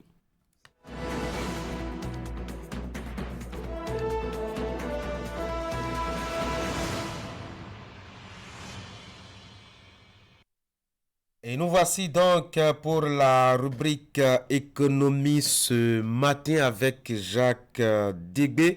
Je rappelle qu'on aura parlé donc de cette annonce faite par le ministre en charge des Mines. C'était donc il y a quelques jours, Sam Dambi annonçait justement que le Bénin, à partir de 2025, va se lancer dans une campagne d'extraction et de production et d'exportation de l'or noir. On avait déjà l'or blanc au Bénin. Qu'est-ce que cela va être avec, mettons, l'or noir ainsi annoncé? Est-ce que le Bénin dispose effectivement de barils de pétrole? Comment est-ce que ça va se passer? Élément de question, enfin, élément de réponse à obtenir avec notre spécialiste économie maison, Jacques Degbé, qui intervient tous les mercredis matin en direct depuis Paracoum.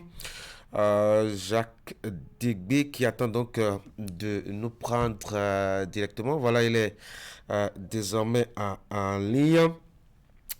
Jacques Degbé, bonjour. Bonjour Tanguy, bonjour Canatra Bénin. Alors, dès 2025, le Bénin va produire et exporter du pétrole.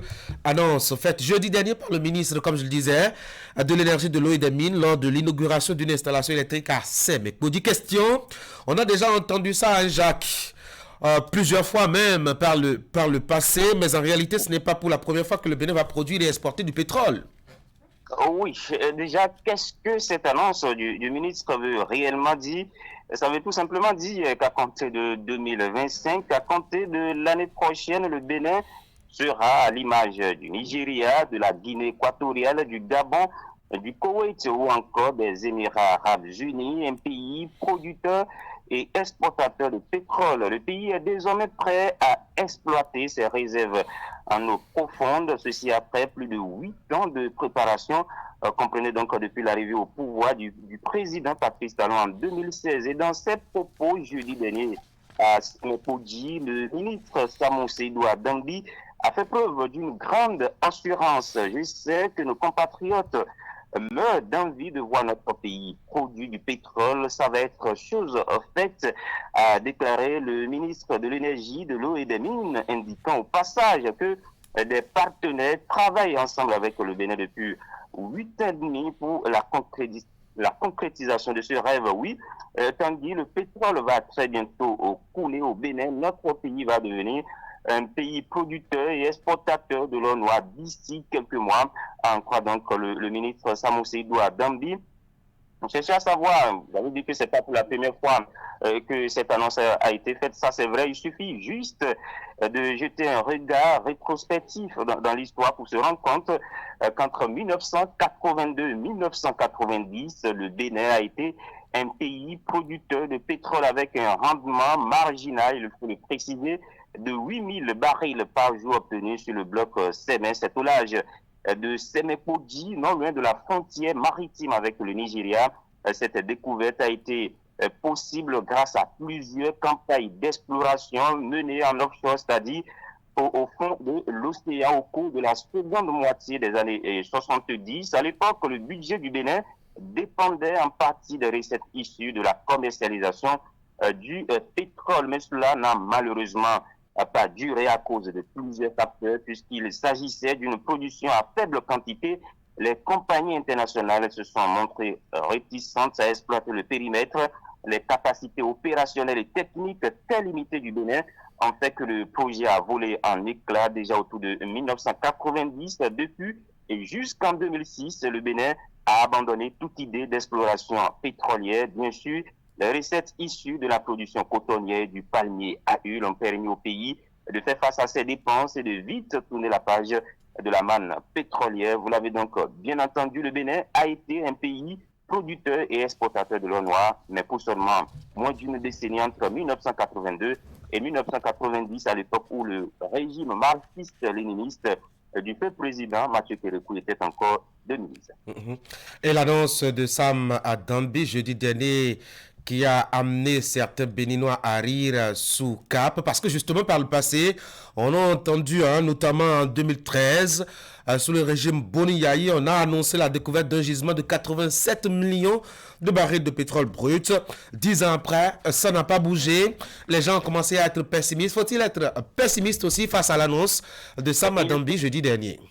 Il suffit, Tanguy, de feuilleter un peu la toile de lire les commentaires, ça et là, et d'écouter les opinions des uns et des autres pour se rendre compte que les Béninois sont globalement des symptômes sur la question élevée, voire avant d'y croire, et on peut amplement leur donner raison, puisque vous l'avez dit, en 2013, la compagnie nigériane South Atlantic Petroleum, SAPETRO en abrégé, avait découvert un gisement de 87 millions de barils de pétrole brut qu'elle contrôle avec Petroba et la société publique du pétrole CBH. Rappelez-vous, c'est le président d'alors, Thomas Boni Yayi, lui-même en personne, qui avait fait l'annonce à la télévision nationale. Le ministre de l'énergie d'alors, Barthélémy Kassa, avait même promis que le pays marquerait son retour dans le groupe des producteurs mondiaux de pétrole. Et selon les prévisions, la production devrait s'étendre sur 14 ans avec un plateau moyen de 7500 barils par jour. On était donc tous dans l'euphorie, et l'euphorie de courte durée finalement, puisque quelques mois plus tard, on s'est rendu compte que la découverte n'était pas commercialement viable. Déçu, la société SAPETRO et ses partenaires avaient fini par plier bagage. Donc, lorsqu'on se rappelle de ce passé récent, il y a de quoi évoluer avec le pain amer, sauf que cette fois, on sent une certaine assurance dans les propos du ministre Samou Seydou à Dambi. Il y a tout un travail depuis 2016 qui a été donc réalisé, un travail d'exploration abouti et qui donne plus d'assurance, qui donne plus d'espoir aujourd'hui aux Béninois, même si le ministre des Mines n'a pas donné de détails sur le nombre de barils découverts. On devrait avoir notre premier gobelet de pétrole en 2025, d'ici quelques mois. Donc, commençons peut-être par saliver, Tanguy. Bon ben, qui vit d'espoir, mais pas de chagrin, dit-on. On va continuer donc à espérer que les bonnes choses nous viennent assez rapidement. Alors, le Bénin sur la liste des pays de l'OPEP, qu'est-ce qu'il y a de plus en réalité? Oui, je le disais tout à l'heure, les recettes issues de la manne pétrolière contribuaient grandement au budget de l'État entre 1982 et 1990. Si cette annonce du ministre Adambi se concrétise, on aura en plus des revenus issus du coton, des recettes douanières et fiscales, etc., ceux du pétrole. On pourra mieux financer notre budget sans compter les nombreux emplois que va générer le secteur. Bref, c'est toute l'économie du pays qui va respirer donc avec cette découverte. La croissance économique sera soutenue et quand cette croissance est bien exploitée, cela induit le développement. L'État aura des recettes supplémentaires pour financer ces projets de développement, construction d'infrastructures de toutes sortes, création d'emplois, industrialisation du pays, etc.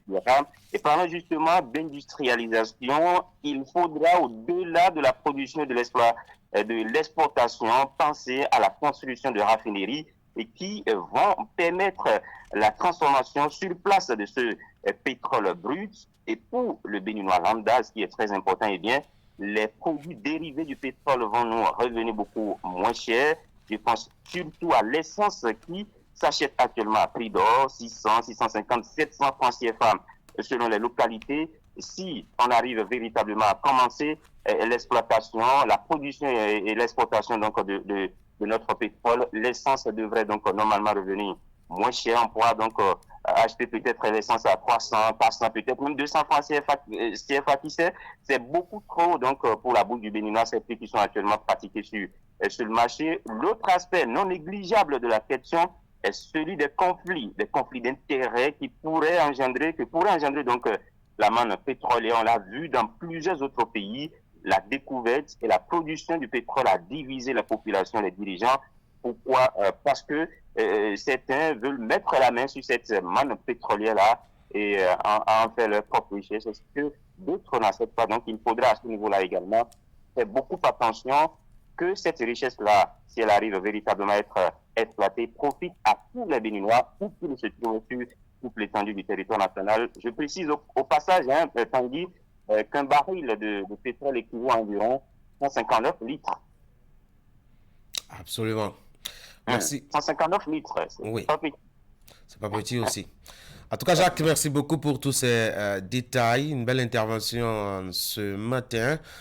Beaucoup de contributions à attendre si éventuellement c'était lancé l'exploitation, l'extraction et donc l'exportation du pétrole. Vous l'aviez souligné, il faut bien que la transformation se fasse sur place afin que le litre de dérivé du pétrole puisse être plus abordable aux citoyens. Mais là-dessus, on devrait poser la question aux Nigérians qui produisent du pétrole. Si effectivement, produire le pétrole sur son sol pourrait permettre d'abaisser sérieusement le prix à la pompe.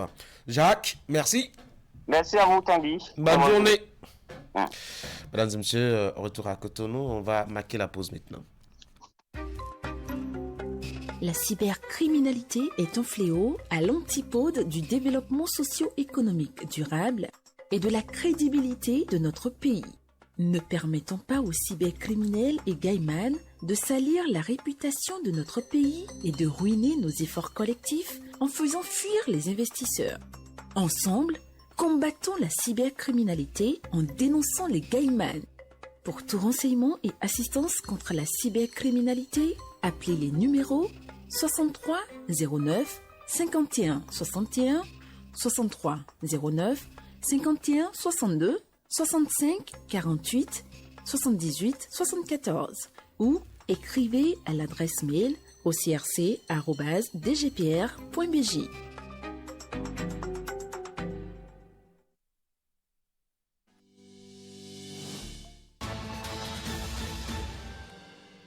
Ici, on décrypte, on analyse et on commente tout avec nos invités sous différents formats.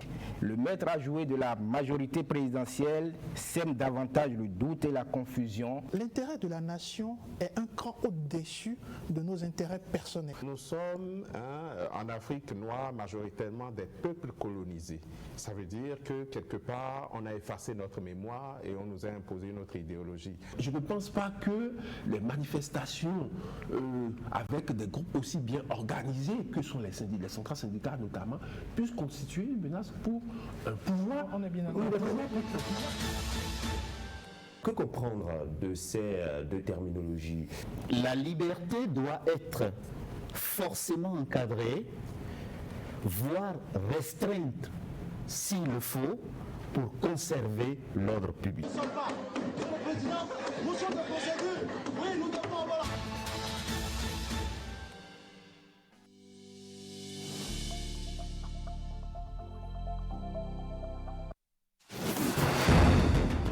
La semaine du numérique, c'est l'événement incontournable des acteurs du secteur. Sous le thème Numérique et médias, nouveaux canaux, nouveaux défis, la semaine du numérique vous donne rendez-vous du 4 au 8 novembre 2024 au Palais des Congrès et à la place de l'Amazone. Participez à des conférences, des masterclass thématiques et activités ludiques sur le gaming. Professionnels des médias, influenceurs et créateurs de contenu, ce rendez-vous est le vôtre. Retrouvez toute l'actualité de la semaine du numérique sur www.semainedunumérique.bj. La semaine du numérique, un événement du ministère du numérique et de la digitalisation.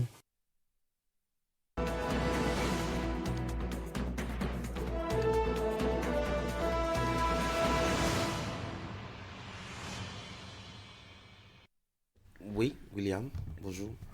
Tanguy. Vous me parliez. Oui, je demandais c'est comment un on peut demander c'est quoi un réalisateur alors qu'on est nommé à la tête d'une maison de presse.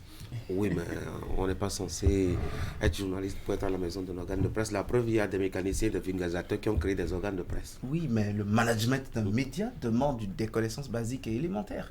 Manager un média, ce n'est pas manager une structure, une PME qui produit du riz ou du pain. Nous vendons la démocratie et nous édifions l'état de droit. Ça n'a rien à voir. C'est bon, ce n'est pas le sujet du... D'accord. Bonjour, merci Franck, bonjour. Bonjour. Loris, bonjour. Eric, bonjour. On va parler de cette mission médicale que le qui pullule désormais sur le continent africain. Décidément, c'est l'espace où on peut expérimenter tout, hein, pour peu que on a des nouveautés ou des choses à expérimenter. On commence déjà par constater que dernièrement, une mission était à Cotonou, notamment chinoise, pour, ma foi, offrir des services de soins aux populations. Et on a remarqué le fort engouement, la grande mobilisation des populations autour. Est-ce qu'on peut dire, Franck, que ça apporte vraiment des solutions à nos maux? Je ne sais pas trop, mais ce qui est sûr, l'expertise apportée par la partie chinoise au Bénin, ça a permis à certains compatriotes, à certains Béninois, certains citoyens de se faire ausculter, de se faire examiner, de bénéficier de soins. Ce que je voudrais dire, c'est cela témoigne de la pluralité de, disons, de ce qui entoure tout ce qui est diplomatie, coopération entre pays.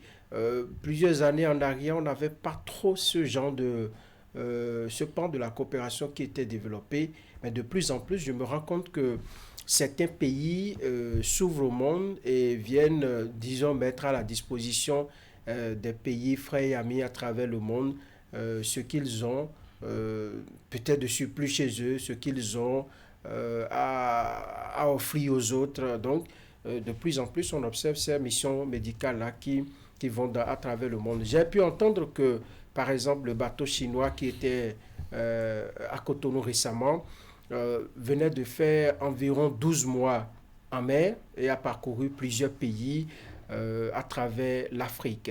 Donc, je pense que si leur passage peut-être n'a pas permis de guérir des maux, ça a quand même permis à certaines personnes de se soulager. Ça a permis à certaines personnes de se faire examiner par des médecins qui étaient là. Ce n'est pas une mauvaise chose, mais lorsqu'on poursuit les réflexions, il peut y avoir quelques interrogations. J'espère qu'on y viendra. Absolument. Oui, Eric. En termes de coopération bilatérale, ce sont des initiatives que nous observons entre des pays amis et frères où un pays, dans l'expression d'une coopération, se met à la disposition d'un autre pour offrir des soins de santé. Et nous avons de pareilles coopérations dans d'autres secteurs. En termes de sécurité, nous voyons également des États, des pays voisins venir aussi mener des activités pédagogiques avec d'autres pays. Et donc, si on peut se réjouir de ce plan qu'entre pays amis et frères, on peut développer ces genres de relations pour que, de façon occasionnelle, des missions d'assistance au plan sanitaire puissent permettre à des citoyens d'avoir accès à des soins de santé. Mais quand j'ai fini de dire ça, pour moi, c'est aussi l'expression dans ce que nous évoquons ce matin pour des missions médicales, quelque part l'expression d'un échec ou d'une incapacité à des États d'offrir des soins de santé adéquats, n'est-ce pas, à leur population. Pour ce qu'on a vécu récemment, moi j'ai tiré quelques conclusions, c'est-à-dire que nous avons une population vraiment malade.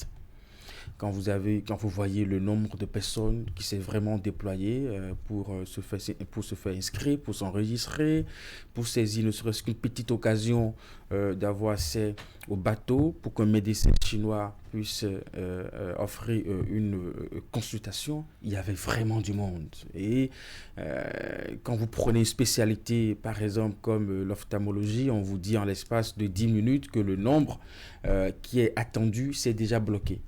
Et vous avez encore une bonne centaine de personnes encore au dehors qui font encore la queue. Et donc, nous avons une population malade. Soit notre système de santé n'offre pas des soins de santé adéquats à ces personnes, soit ces personnes qui sont malades n'ont pas les moyens de s'offrir comment on dit, les services de santé pour régler le problème, parce que moi j'estime que pour ces missions ce n'est que des cas exceptionnels où on peut vraiment profiter de la présence ou de l'assistance de ces missions pour se faire vraiment une bonne santé. William. Donc il y a une chose, nous sommes reconnaissants de la philanthropie et de la solidarité, de l'altruisme, merci pour ce mot que je préfère, des États qui nous font la faveur de mettre autant de moyens. Un navire d'abord, du personnel, ensuite du matériel, du gasoil. Attendez, c'est lourd comme investissement. Mais les analyses critiques que nous allons faire sur ce plateau ne relèvent pas de l'ordre de l'ingratitude. C'est plutôt dans la perspective de préparer l'avenir, parce que tout bon État doit être conscient de ce qu'il se passe à l'instant présent, mais aussi doit préparer le futur. Nous sommes bien contents que les gens viennent nous assister, mais dans le fond, posons-nous les questions. C'est un aveu d'échec que des gens débarquent avec un navire pour soigner votre population et que le monde rue autant. Je ne sais pas si vous êtes allé au palais des congrès de Cotonou, le point d'embarquement pour le dernier navire chinois qui était venu. Eric parlait de l'ophtalmologie, mais parlez des soins dentaires. Au niveau des soins dentaires aussi, en quelques minutes, vous n'entendez, les listes sont closes. Et si vous voyez des gens, j'ai rencontré des gens venus d'Avrancourt, j'ai rencontré des gens venus de Craqué, j'ai rencontré des gens venus de Zobodoma, l'instant d'un dimanche soir. Ah oui? Oui, au palais des congrès de Cotonou. J'ai vu des files indiennes. J'ai vu même des organisations professionnelles organiser une certaine profession pour y accéder. Attendez, le monde, il est fou. Ça grouille de monde, c'est une marée humaine. Et quand vous voyez ça, et on nous dit qu'on a le chic des plateaux techniques, vous posez de bonnes questions. Ces deux choses, le soin, il est disponible en une qualité difficile ou l'accessibilité financière est toute grande. Et vous n'avez pas idée du nombre de Béninois incapables de se faire opérer l'hernie si ça coûte 200 ou 300 000 francs seulement. C'est seulement, il faut employer l'adverbe seulement pour certains, mais pour d'autres, c'est l'économie de toute une vie. Donc, les gens sont des malades ambulants. D'ailleurs, c'est la phrase qui prévalait le plus au palais des congrès le dimanche où j'y ai fait un tour.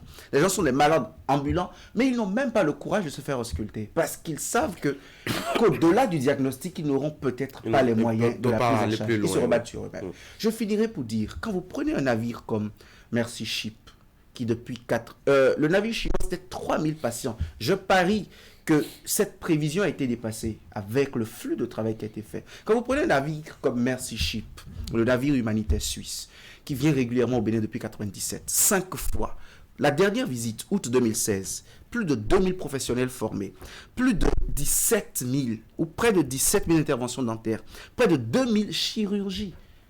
Quand vous voyez ça, alors que dans votre état, vous avez les moyens de vous soigner, vous avez le plateau technique approximativement bon et que vous avez le personnel, les compétences, vous reconnaissez que l'aide, sinon l'action publique qui est déployée dans le domaine de la santé et le besoin ont plus qu'un fossé au milieu, c'est un ouragan, un tsunami au milieu entre les deux réalités qui, l'une est dans la paperasse, l'autre est dans le quotidien, dans le corps des humains.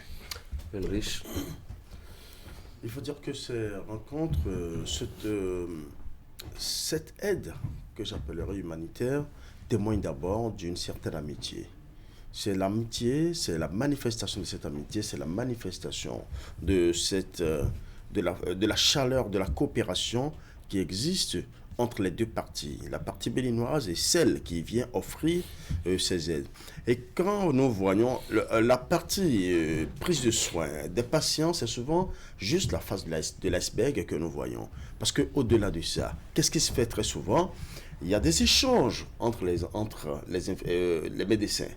Les médecins béninois échangent avec ceux qui sont venus et ensemble, ils soignent les patients. Ça leur permet d'améliorer ou d'affiner leurs compétences. Ça ne veut pas dire qu'ils sont moins compétents, mais il y en a qui sont très compétents. Mais quand ils viennent et échangent avec d'autres qui sont venus et qui ont des plateaux sanitaires encore plus évolués, ça leur permet de se réactualiser, d'actualiser et d'affiner leurs connaissances. Revenons maintenant aux populations qui manifestent cet intérêt assez comment vous comprenez cet engouement-là? Il y a deux choses. Le premier aspect, c'est que on constate simplement qu'il y a beaucoup de populations qui souffrent, mais qui n'ont pas les moyens de se faire traiter. La réponse, elle est toute claire. Ou bien c'est l'amour de la gratuité. Non, c'est pas l'amour de la gratuité. Les gens, ils priorisent certaines choses. Vous vous demandez, quand vous êtes malade... le dire comme ça, Quand vous êtes malade, le riche, et que vous prenez conscience de votre mal, et que cela vous demande 1 million de francs CFA, même si vous n'avez pas les 1 million de francs CFA, vous commencez à travailler, de sorte à vous projeter sur 1 an, 2 ans pour mobiliser les fonds. Vous savez combien d'enfants sont parfois bloqués parce que leurs parents n'ont pas trouvé de l'argent pour payer les frais d'accouchement?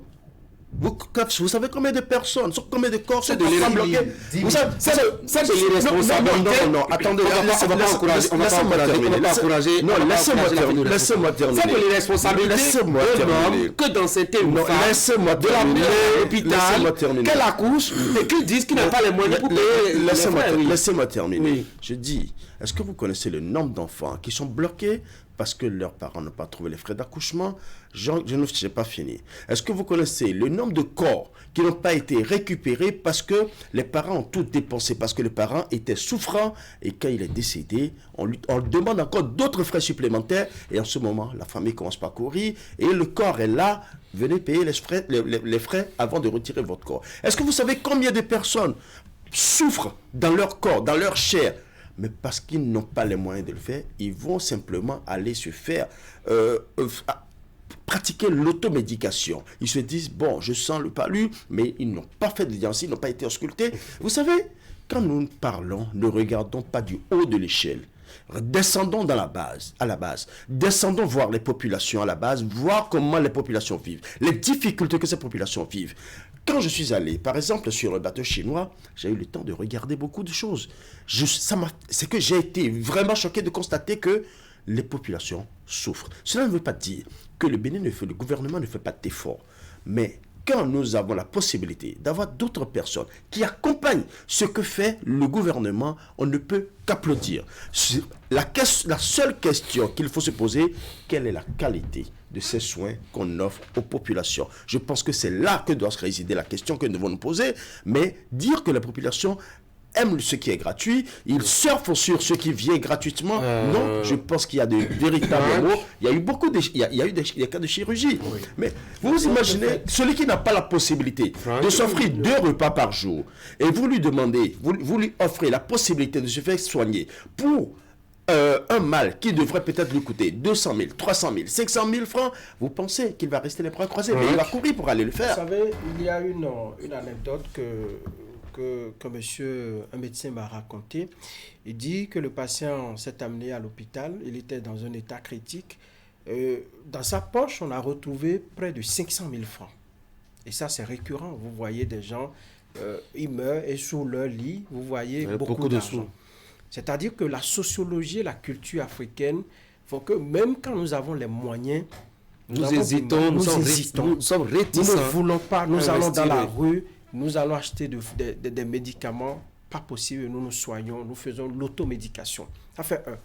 Deuxième chose, déjà que nous avons vu, les gens ont vu que c'est la peau blanche, la curiosité, l'envie de se faire soigner par des gens qui viennent de l'extérieur, qui sont peau blanche, qui viennent de l'extérieur. L'envie de monter sur ce navire-là peut faire que des gens vont quitter juste leur maison, venir là, alors même que peut-être le mal est en cours de traitement. Donc, il y a tous ces aspects-là qu'il faut prendre en compte. La troisième chose, c'est que lorsque vous voyez ceux qui se sont déplacés pour se faire soigner, il y a des gens, par exemple, il y a une fondation au Bénin qui traite la fistule obstétricale. Vous savez que parfois, ils se déploient dans des localités, les gens ont du mal à sortir pour se faire recenser. Parce que le mal, dans notre société, est mal vu.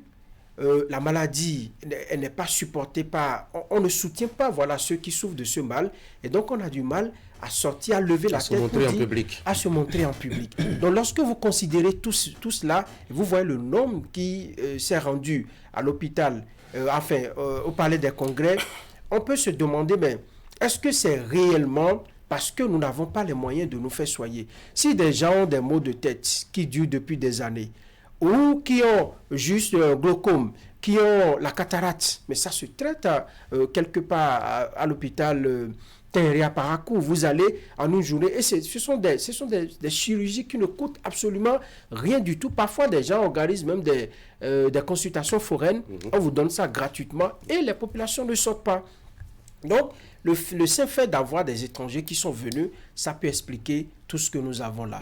Donc, c'est pour dire que on ne peut pas dire, on peut incriminer l'État, le niveau de paupérisation de la société, de la population, le manque de moyens, le manque de plateaux techniques, l'échec de la politique, disons, en matière de santé de nos États, parce que ce n'est pas seulement au Bénin que ces navires-là ont accosté. Il y a d'autres pays, Gabon, Côte d'Ivoire, ils ont cité pêle-mêle les pays. Donc, il faut, pour faire cette analyse-là, tenir compte de tous ces paramètres-là.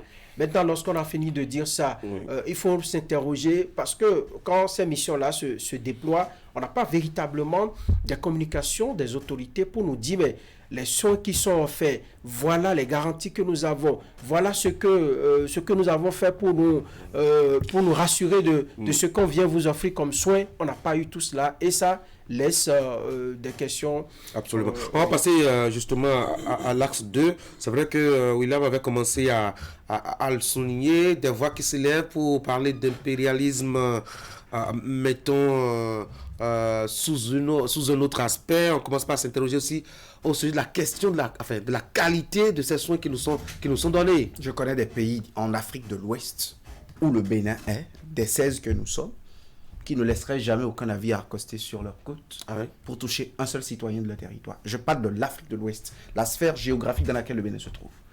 C'est quoi? C'est par égoïsme? C'est pas par égoïsme. Vous connaissez le niveau de développement de tous ces pays? Non.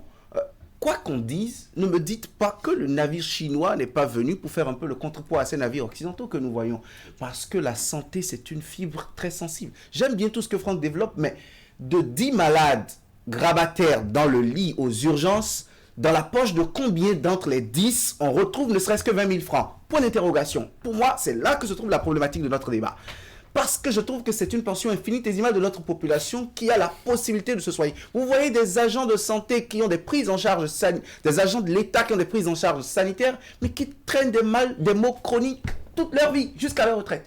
Vous voyez des gens qui ont les assurances maladie parce qu'ils sont dans de grosses firmes internationales, sur place ici, mais dont les enfants traînent des pathologies. Et vous enfants de pauvres, vous rendez grâce à Dieu, vous vous dites, mais si ceux-là traînent ces maux et que moi, j'ai ma pitance quotidienne, gloire à Dieu. Donc, quand je fais le pour et le contre, il n'y a pas match en termes de gens d'une certaine nécessité. Et dans le cadre de la préparation de cette émission, je discutais avec un médecin qui dit, est-ce que même ceux que nous voyons alignés au palais des congrès de Cotonou sont les plus nécessiteux? L'offre de soins ou les besoins en soins sont dans les localités où des gens n'ont même pas de quoi prendre le taxi de leur localité à Cotonou pour venir se pointer au palais des congrès. Pas des dispensaires ou des maternités. Donc, non, je finis. De ce point de vue, il y a une guerre géopolitique. Parce que la santé permet de se faire une place. Dans l'amitié que j'ai avec vous, vous avez la possibilité de donner des soins à mes populations. À ce point, vous êtes un pays qui se refait de la place et qui se refait de la santé. Et c'est beaucoup plus dans ce schéma que ces États viennent à notre rescousse. Mais tant mieux pour nous. Si des gens qui devraient mourir l'an prochain peuvent vivre encore 10 ans aux côtés de leur famille, tant mieux pour la population béninoise. Mais de l'autre côté, c'est un aveu d'échec, reconnaissons-le. Et surtout, c'est une... Vous savez, quelqu'un a dit la semaine écoulée que Arche est vide.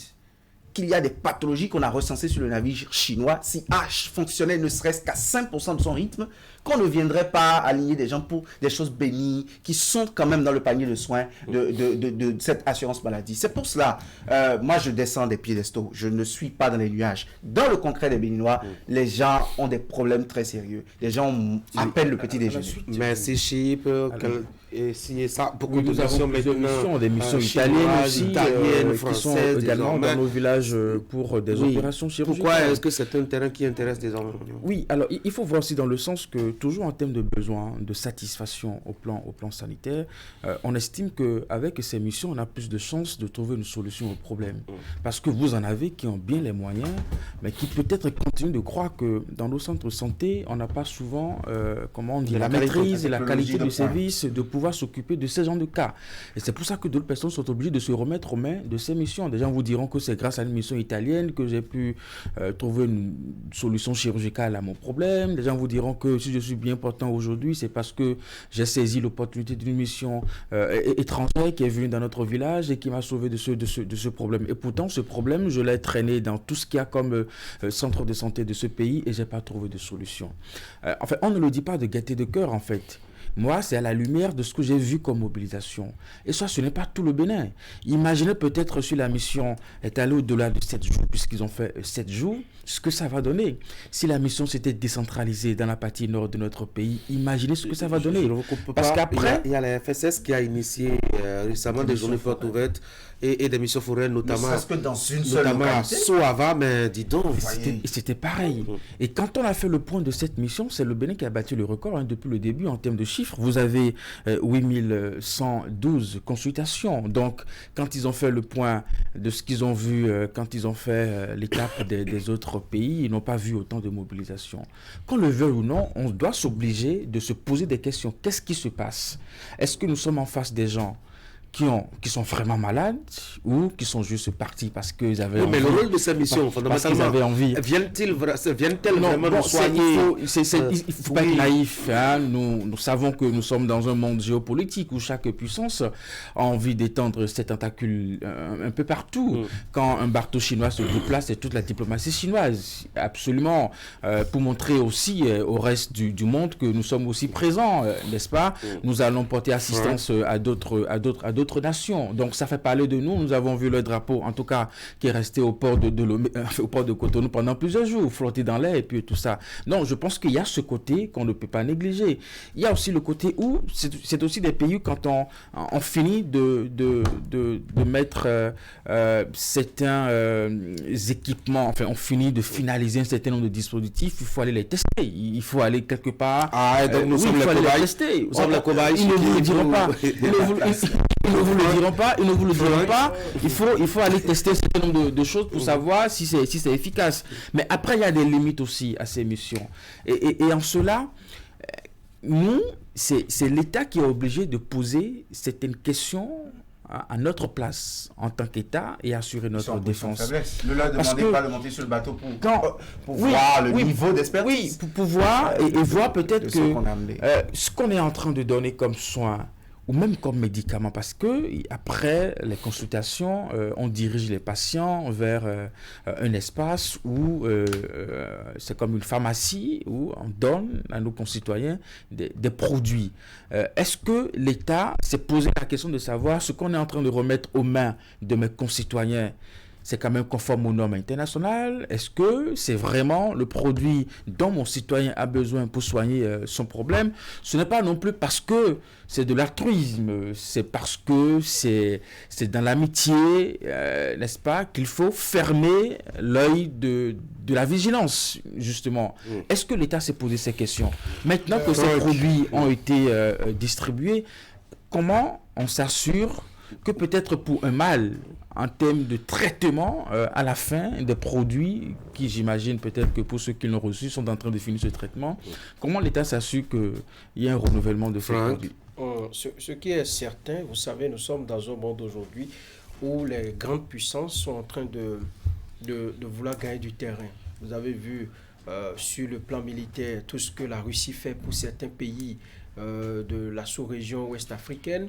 Vous avez vu même dans d'autres au niveau d'autres puissances étrangères. On a d'abord choisi par l'évangélisation. En son temps, aujourd'hui, on a compris que ça ne marche plus trop. L'évangélisation ne marche plus. Non, ça ne marche plus trop parce qu'il y a beaucoup de théories qui sont développées. Il y a également on ne croit plus Jésus comme ça maintenant. Par redévelopper. Je vous raconte cette histoire rapidement. J'étais en train de préparer l'enregistrement de mon émission sur les livres, sur le campus, et il y a 2 jeunes femmes, dont l'une n'est pas d'ici, elle est d'un pays d'Asie. Ils viennent me voir, ils me disent qu'ils sont désormais dans une nouvelle tendance religieuse. Ah ben laquelle? Ils disent que, bon, pourquoi on dit Dieu le Père? Pourquoi pas Dieu la femme? Et donc désormais leur religion à eux, c'est de prouver que il y a Dieu la mère. Dieu la mère, Dieu la... Oui, Franck. Et donc, on a changé. J'espère que vous réussi à vous convaincre. Non, moi là. J'ai une tête à me faire convaincre de prendre des idioties comme ça un matin. Donc, on a essayé également sur le plan commercial. Vous voyez le nombre d'articles chinois qu'on déverse sur le marché africain, ainsi de suite. Même les Français ont changé de stratégie parce qu'on a remarqué qu'on perd du terrain. Et donc, en embrassant ce volet sanitaire, on se rend compte que, bon, on touche le côté sensible des populations. Vous voyez des gens avec qui vous êtes, les gens qu'on a soignés, sur lesquels on a intervenu pour régler un mal qu'ils traînent depuis des années. Ceux-là auront de la sympathie pour vous à vie. Et donc, il faut changer de stratégie. Et donc, pour moi, c'est une politique pour les Chinois également, les Italiens, les Russes, de conquérir autrement le monde. Maintenant, il va falloir que les États africains puissent se réveiller pour qu'on nous dise, parce que des produits comme ça ou bien des missions comme ça sur un territoire américain, les gens vont vous dire... Est-ce qu'ils vont même au Maghreb? C'est pas possible. Non, je dis... Est-ce qu'ils vont au Maghreb? Non, je dis... Tanguy, j'aurais fini. Je dis dans ce... Je prends un exemple, un pays comme les États-Unis, si vous y allez, les gens ils vont communiquer sur les produits, le dosage, ils vont tout vous dire. Ici, nous n'avons pas les moyens de vérifier. Et ça pose un problème. Les produits qu'on vous donne à la fin de votre consultation, on dit à la maison, il faut faire ci, il faut faire... Tout au moins, ceux qu'on achète en pharmacie, nos médecins que nous avons ici, même si on considère qu'ils ne sont pas de la trempe de ceux qui sont formés par les grandes puissances, ils vous disent au moins, voilà le dosage qu'il faut prendre. Il faut prendre un le matin, il faut prendre un le soir. Et nous savons que c'est des produits que nous achetons quelque part. On peut... Et on fait des traits sur les boîtes. Ils en ont fait également. Ah, ils en ont fait également. Le risque. Il faut dire que tout est question de géopolitique et géostratégie. Quand vous êtes ami à quelqu'un, la première chose, vous vous demandez de quoi cette personne a besoin et comment je peux l'aider ou comment je peux forcer sa sympathie, son amitié. Si je constate que sur le plan sanitaire, je peux lui être utile, je vais l'aider. Mais maintenant, il faut qu'il soit aussi demandeur. Donc c'est là que nous devons dire que ces bateaux n'accostent pas sans l'aval des gouvernements. C'est-à-dire quand le gouvernement aussi dit, d'accord, nous avons besoin de tel truc, vous leur offrez ce dont ils ont besoin. Ceci étant, tout à l'heure j'ai entendu, j'ai ouï dire qu'on ne supervise pas un peu tout ce qui se passe. Je ne peux pas dire qu'on supervise tout. Mais pour le petit constat que j'ai eu à faire sur ce bateau chinois, j'ai remarqué j'ai même interviewé le directeur départemental de santé de l'Atlantique, qui m'a dit quelque chose de façon particulière. Il dit, je me suis fait ausculter, exprès. Il a bien dit exprès. Parce que je souffre d'un mal que je connais. Mais j'ai voulu les tester. Je me suis fait ausculter. Ils m'ont détecté le mal avec précision. Et je leur ai dit, j'en suis déjà conscient. Je pense que ces genres de tests, c'est bon pour pouvoir permettre à la population... Non, il l'a dit. C'est un échantillon parmi tant d'autres. Si déjà, lui l'a dit, parce que je l'ai pris pendant qu'il se faisait ausculter, et les images sont passées encore sur la travenaire. Les images sont encore passées. Donc c'est pour faire comprendre que les tests, justement, on doit les faire. On doit pouvoir savoir ce qu'on administre aux populations. Les patients viennent. Les patients ne maîtrisent pas les médicaments, ne maîtrisent pas les dosages. Il faut justement des médecins de chez nous pour accompagner ces missions. Et c'est en cela que j'ai aussi apprécié la présence des médecins. J'ai vu des médecins militaires à leur côté, des médecins militaires béninois à leur côté. J'ai vu des médecins civils Est-ce qu'ils à ont leur accès côté. à tout comme Je ne peux pas dire s'ils ont des- accès à tout, mais je pense déjà que c'est un début. L'essentiel, des c'est que des nos bruitas à la fois qui n'ont partenaires, pas eu accès le gouvernement doit suivre à des territoires et qui se sont accompagner. fâchés C'est ça le après. plus important. Allez, moi, ce que j'observe, enfin, c'est l'appréhension que j'ai quand j'observe tout cela. Il y a des réminiscences que j'ai qui me font avoir justement des appréhensions. Quand je me rappelle de ces vaccins contaminés au niveau donc de la Libye, du Tchad aussi. Quand je me rappelle ces vaccins contre une fièvre, notamment au Nigeria, qui a provoqué la paralysie de centaines de bébés, par exemple, etc. Je me méfie toujours quand ils disent « Nous voulons prendre soin de vous, nous pouvons vous occuper de votre santé ». Bon, maintenant, on a remarqué aussi qu'il y a un compartiment réservé pour la médecine chinoise à l'occasion. Oui, bon, ça, nous savons depuis toujours que la Chine est très attachée à tout ce qui est valeurs traditionnelles. Et donc, ça a été conservé, justement. Et je pense que j'ai pu observer des Béninois qui ont testé cela, qui ont reçu des soins avec la médecine traditionnelle. Et à la sortie de ces personnes, vous voyez qu'il y a une forme de déception de ce que nous, on a fait, de notre propre médecine traditionnelle, au point où que ça soit... On les a vendus. C'est de la sorcellerie pure, c'est tout. Oui, c'est le charlatanisme. Bon, voilà. Il y a des choses qu'on n'a pas su, qu'on n'a pas su conserver, qu'on retrouve ailleurs, bien gardées, bien entretenues, qui est très promu, n'est-ce pas, avec un regard très positif, n'est-ce pas, ce qui n'est pas le cas chez nous. Ça pose un problème de voir des gens qui quittent chez eux, mais par exemple, pour s'occuper des questions de fatigue, on utilise des ampoules qu'on le colle dans le dos et qui descend rapidement la fatigue.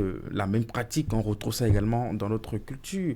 Mais vous ne verrez pas ça quelque part. Vous ne verrez pas non plus quelqu'un en parler en termes de bien, de ce que ça peut faire comme solution dans la vie de... Est-ce qu'il ne peut pas nous accorder aussi un peu de place pour notre médecine dans leur vie quand on dit au moins, bon voilà, cerveau, acacia ou eucalyptus, infusion, etc. Sur leur médecine traditionnelle, ils ont fait de la recherche. Vous, les quelques-uns qui font de la recherche, vous les tuez, vous les traitez de tous les noms d'oiseaux. Les autres professionnels les combattent. Et il y a beaucoup de financements étrangers aussi qui travaillent à ne jamais faire prospérer ces choses. Donc, nos cadres sont commis à ça.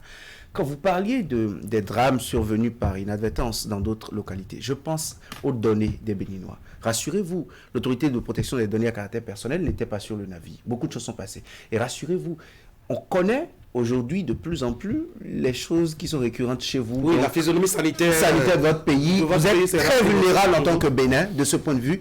Et entre les États, il y a des hauts et des bas. Et ce n'est pas forcément la Chine qui va forcément utiliser ça contre vous. Oui, par D'autres exemple, pourraient utiliser ça contre vous. Quand j'ai consulté un peu les chiffres et j'ai vu le nombre de personnes reçues, par exemple, en ophtalmologie, je me dis que, par exemple, ça, au niveau État, on peut rapidement estimer qu'au Bénin, les Béninois, sont de des façon aveugles. globale, ont des problèmes.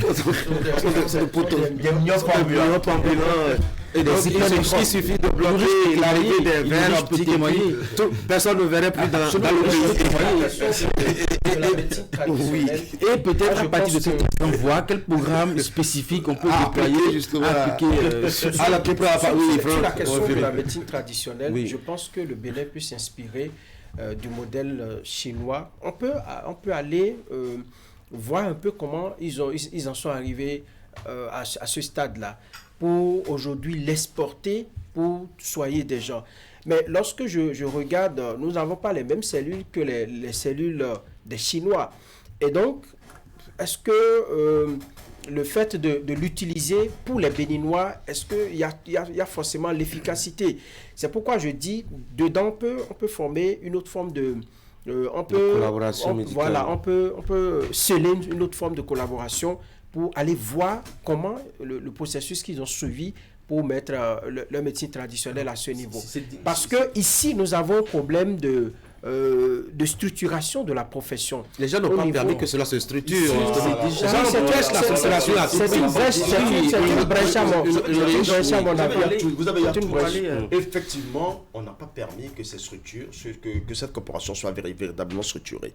Et quand je viens, je regarde cette technique de la ventouse qui a été développée sur le bateau chinois et même à l'université d'Abomey-Calavi et que beaucoup ont apprécié, mais nous avons rencontré des gens qui l'ont précisé, qui l'ont rappelé, que leur grand-mère le faisait, utilisait des bouteilles, des bouteilles qu'elle réchauffait pour pouvoir faire ressortir, aspirer la fatigue, tout ça. Ce sont des techniques que pendant longtemps nous avons laissées. Qu'est-ce qui se passe? Très souvent on se dit, ce qui est endogène est mauvais. Il faut nécessairement prendre ce qui vient de l'Occident, ce qui est importé, c'est ça qui est meilleur. Et pendant longtemps, nous sommes restés dans cette logique et on n'a pas voulu développer la filière. Et le peu de personnes qui arrivent à lever légèrement le petit doigt pour pouvoir sortir de l'ornière, ces personnes-là, comment on les traite. Donc, à partir de cet instant, on se doit se poser la question de savoir qu'est-ce que nous faisons de nos médecines. Je prends un exemple très simple. Ceux-là, il y a Tchakaloké et consorts, ceux-là qui réparent les os brisés et consorts. C'est une technique qu'on peut développer. Malheureusement, qu'est-ce que nous en faisons? Dans le milieu Bariba, je ne sais pas comment ils font, ces messieurs, mais les Bariba, quand ils vous collent des os, mais c'est terrible. Mais c'est ça. Oui, et c'est en moins de... Ça ne fait pas les 6 mois de la médecine moderne. Hein. Ça vous fait 3 mois, 2 mois, et vous avez... Alors, est-ce que vous ne trouvez pas... Est-ce que vous le trouvez qui a exprès mis son enfant, l'a inscrit en médecine. Parce qu'à des moments donnés, des gens viennent avec des blessures, et pour appliquer les recettes que lui-même, dont il a les secrets, il a du mal à le faire à cause de la plaie. Donc, il a inscrit son enfant en médecine qui est aujourd'hui docteur. Et donc, quand les patients viennent, on traite d'abord la plaie avec la méthode moderne. Et puis, lui, il agit maintenant avec sa méthode traditionnelle et ça marche parfaitement bien. C'est pourquoi je vous rejoins pour dire que la méthode au niveau des Bariba, c'est efficace. C'est formidable. Et aujourd'hui, quand nous reconnaissons que tout ceci est bon, pourquoi nous ne les valorisons pas? C'est nous qui perdons. Au niveau de la Chine, qu'est-ce qui s'est fait? La médecine occidentale, la médecine occidentale a évolué parallèlement avec la médecine traditionnelle. Pendant la présidentielle de 2021, on a dit que organiser les élections, c'est une dépense de souveraineté. Si la santé est une dépense de souveraineté, vous saurez désormais ce qu'il faut faire. D'accord. Merci beaucoup pour le conseil. Bonne journée à vous, chers messieurs. On va se voir demain pour d'autres sujets de discussion. Mesdames et messieurs, c'est la fin de ce numéro. Merci de m'avoir suivi. Désolé pour l'avoir quelque peu enroué. Demain, on se voit avec un peu plus de forme. D'ici à là, portez-vous bien. Suivez la revue de presse derrière moi et ne quittez pas du tout alors là vos écrans de Canal 3 Télévision. C'est la meilleure chaîne à Cotonou.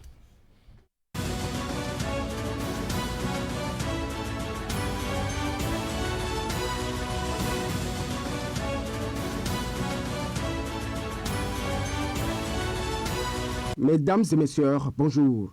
Coup de tonnerre au sein du parti Union progressiste Le Renouveau. Christelle Rounorugbo Alioza est déchargée de ses fonctions de directrice de l'administration de la formation politique dirigée par Joseph Djogbenou. Selon le matinal, il est reproché à l'Amazon des temps modernes d'avoir de son propre chef et sans en avoir reçu pouvoir spécial ou une quelconque habilitation du parti et encore moins informé son président, engagé, poursuivi et conclu le 8 octobre 2024 un contrat qualifié mémorandum d'accord qui engage le parti à l'égard d'un cabinet dénommé Participe GmbH. À cette bourde s'ajoute une publication faite par la désormais ex-directrice de l'administration de l'UP Le Renouveau sur sa page Facebook le 2 octobre 2024 et dans laquelle elle a souhaité joyeux anniversaire à l'homme politique Olivier Bokor, ex-alter ego du président Patrice Talon, en plein tourment judiciaire après l'éclatement de l'affaire de tentative d'atteinte à la sûreté de l'État. Disséquant cette révocation inopinée, le quotidien relève qu'elle résulte d'un malaise profond et latent au sein du parti. En outre, s'appuyant sur les indiscrétions, le matinal évoque le nom de l'ex-député Sedami Medegan Fagra, comme favorite pour succéder à Christelle Roundor-Ngbo. Cette actualité politique inspire évidemment plusieurs canards parus ce matin. Christelle Roundor-Ngbo Alioza relevé de ses fonctions pour faute grave, placarde fraternité, alors que le potentiel dans un style vert lance Christelle Roundor-Ngbo Alioza chassée de la direction administrative de l'UPR. Pour sa part, le Soleil Bénin Info affiche sur un ton moins cinglant les dessous de la révocation de la DA Christelle Roundor-Ngbo. Hormis cette figure politique importante du Parti jaune, ceux qui doivent commencer à se faire du souci, ce sont bien les conducteurs de taxi-moto en situation irrégulière vis-à-vis de la mairie de Cotonou. Fraternité rapporte en effet qu'en prélude à une opération de contrôle des numéros de taxi-moto et taxes à payer, ils sont sommés par l'administration communale de se faire immatriculer en vue d'une traçabilité en cas d'infraction. À en croire le quotidien Maison, la mise en œuvre de cette décision devrait permettre à la ville de régler plusieurs problèmes tels que le vandalisme, l'incivisme et le banditisme. La décision de la mairie de Cotonou invite de surcroît les conducteurs de taxi-moto, communément appelés Zémidjan, à payer leurs taxes. Cette information est confirmée par le Télégramme qui précise que les intéressés disposent d'un délai allant jusqu'au vendredi 15 novembre 2024 pour se rendre au service de la régie principale des recettes non fiscales située à Gbédégbé, dans le 13e arrondissement de Cotonou, afin de régulariser leur situation. Une opération de contrôle du paiement de la taxe annuelle d'exploitation devant démarrer lundi 18 novembre 2024 dans la capitale économique du Bénin. Le journal indique par ailleurs que la taxe annuelle d'exploitation est fixée à 4 800 francs CFA pour les taxis-motos à 2 roues et à 7 200 francs CFA pour les 3 roues, selon le secrétaire exécutif de la mairie de Cotonou. Le contrôle portera aussi sur les frais d'enregistrement qui s'élèvent à 300 francs CFA. Bientôt des contrôles suivis de lourdes sanctions contre les taxis-motos en irrégularité, peut-on lire à la une de notre quotidien. Pendant ce temps, ça chauffe et ça grogne à la Société de radio et télévision du Bénin, nous apprend Matin Libre. Fâché, exaspéré par ces conditions de travail, le personnel monte au créneau. À travers leurs syndicats réunis en Assemblée générale ce mardi 29 octobre 2024, les travailleurs dénoncent leur exclusion de la mise en œuvre des réformes amorcées à la SRTB. Ils déplorent une demande d'audience auprès de leur ministre de tutelle restée lettre morte, le retard de la validation du plan de travail annuel et du budget annuel, la non-délivrance des ordres de mission empêchant plusieurs agents de l'ex-ORTB de pouvoir honorer des rendez-vous importants au niveau régional et international, des difficultés budgétaires et j'en passe.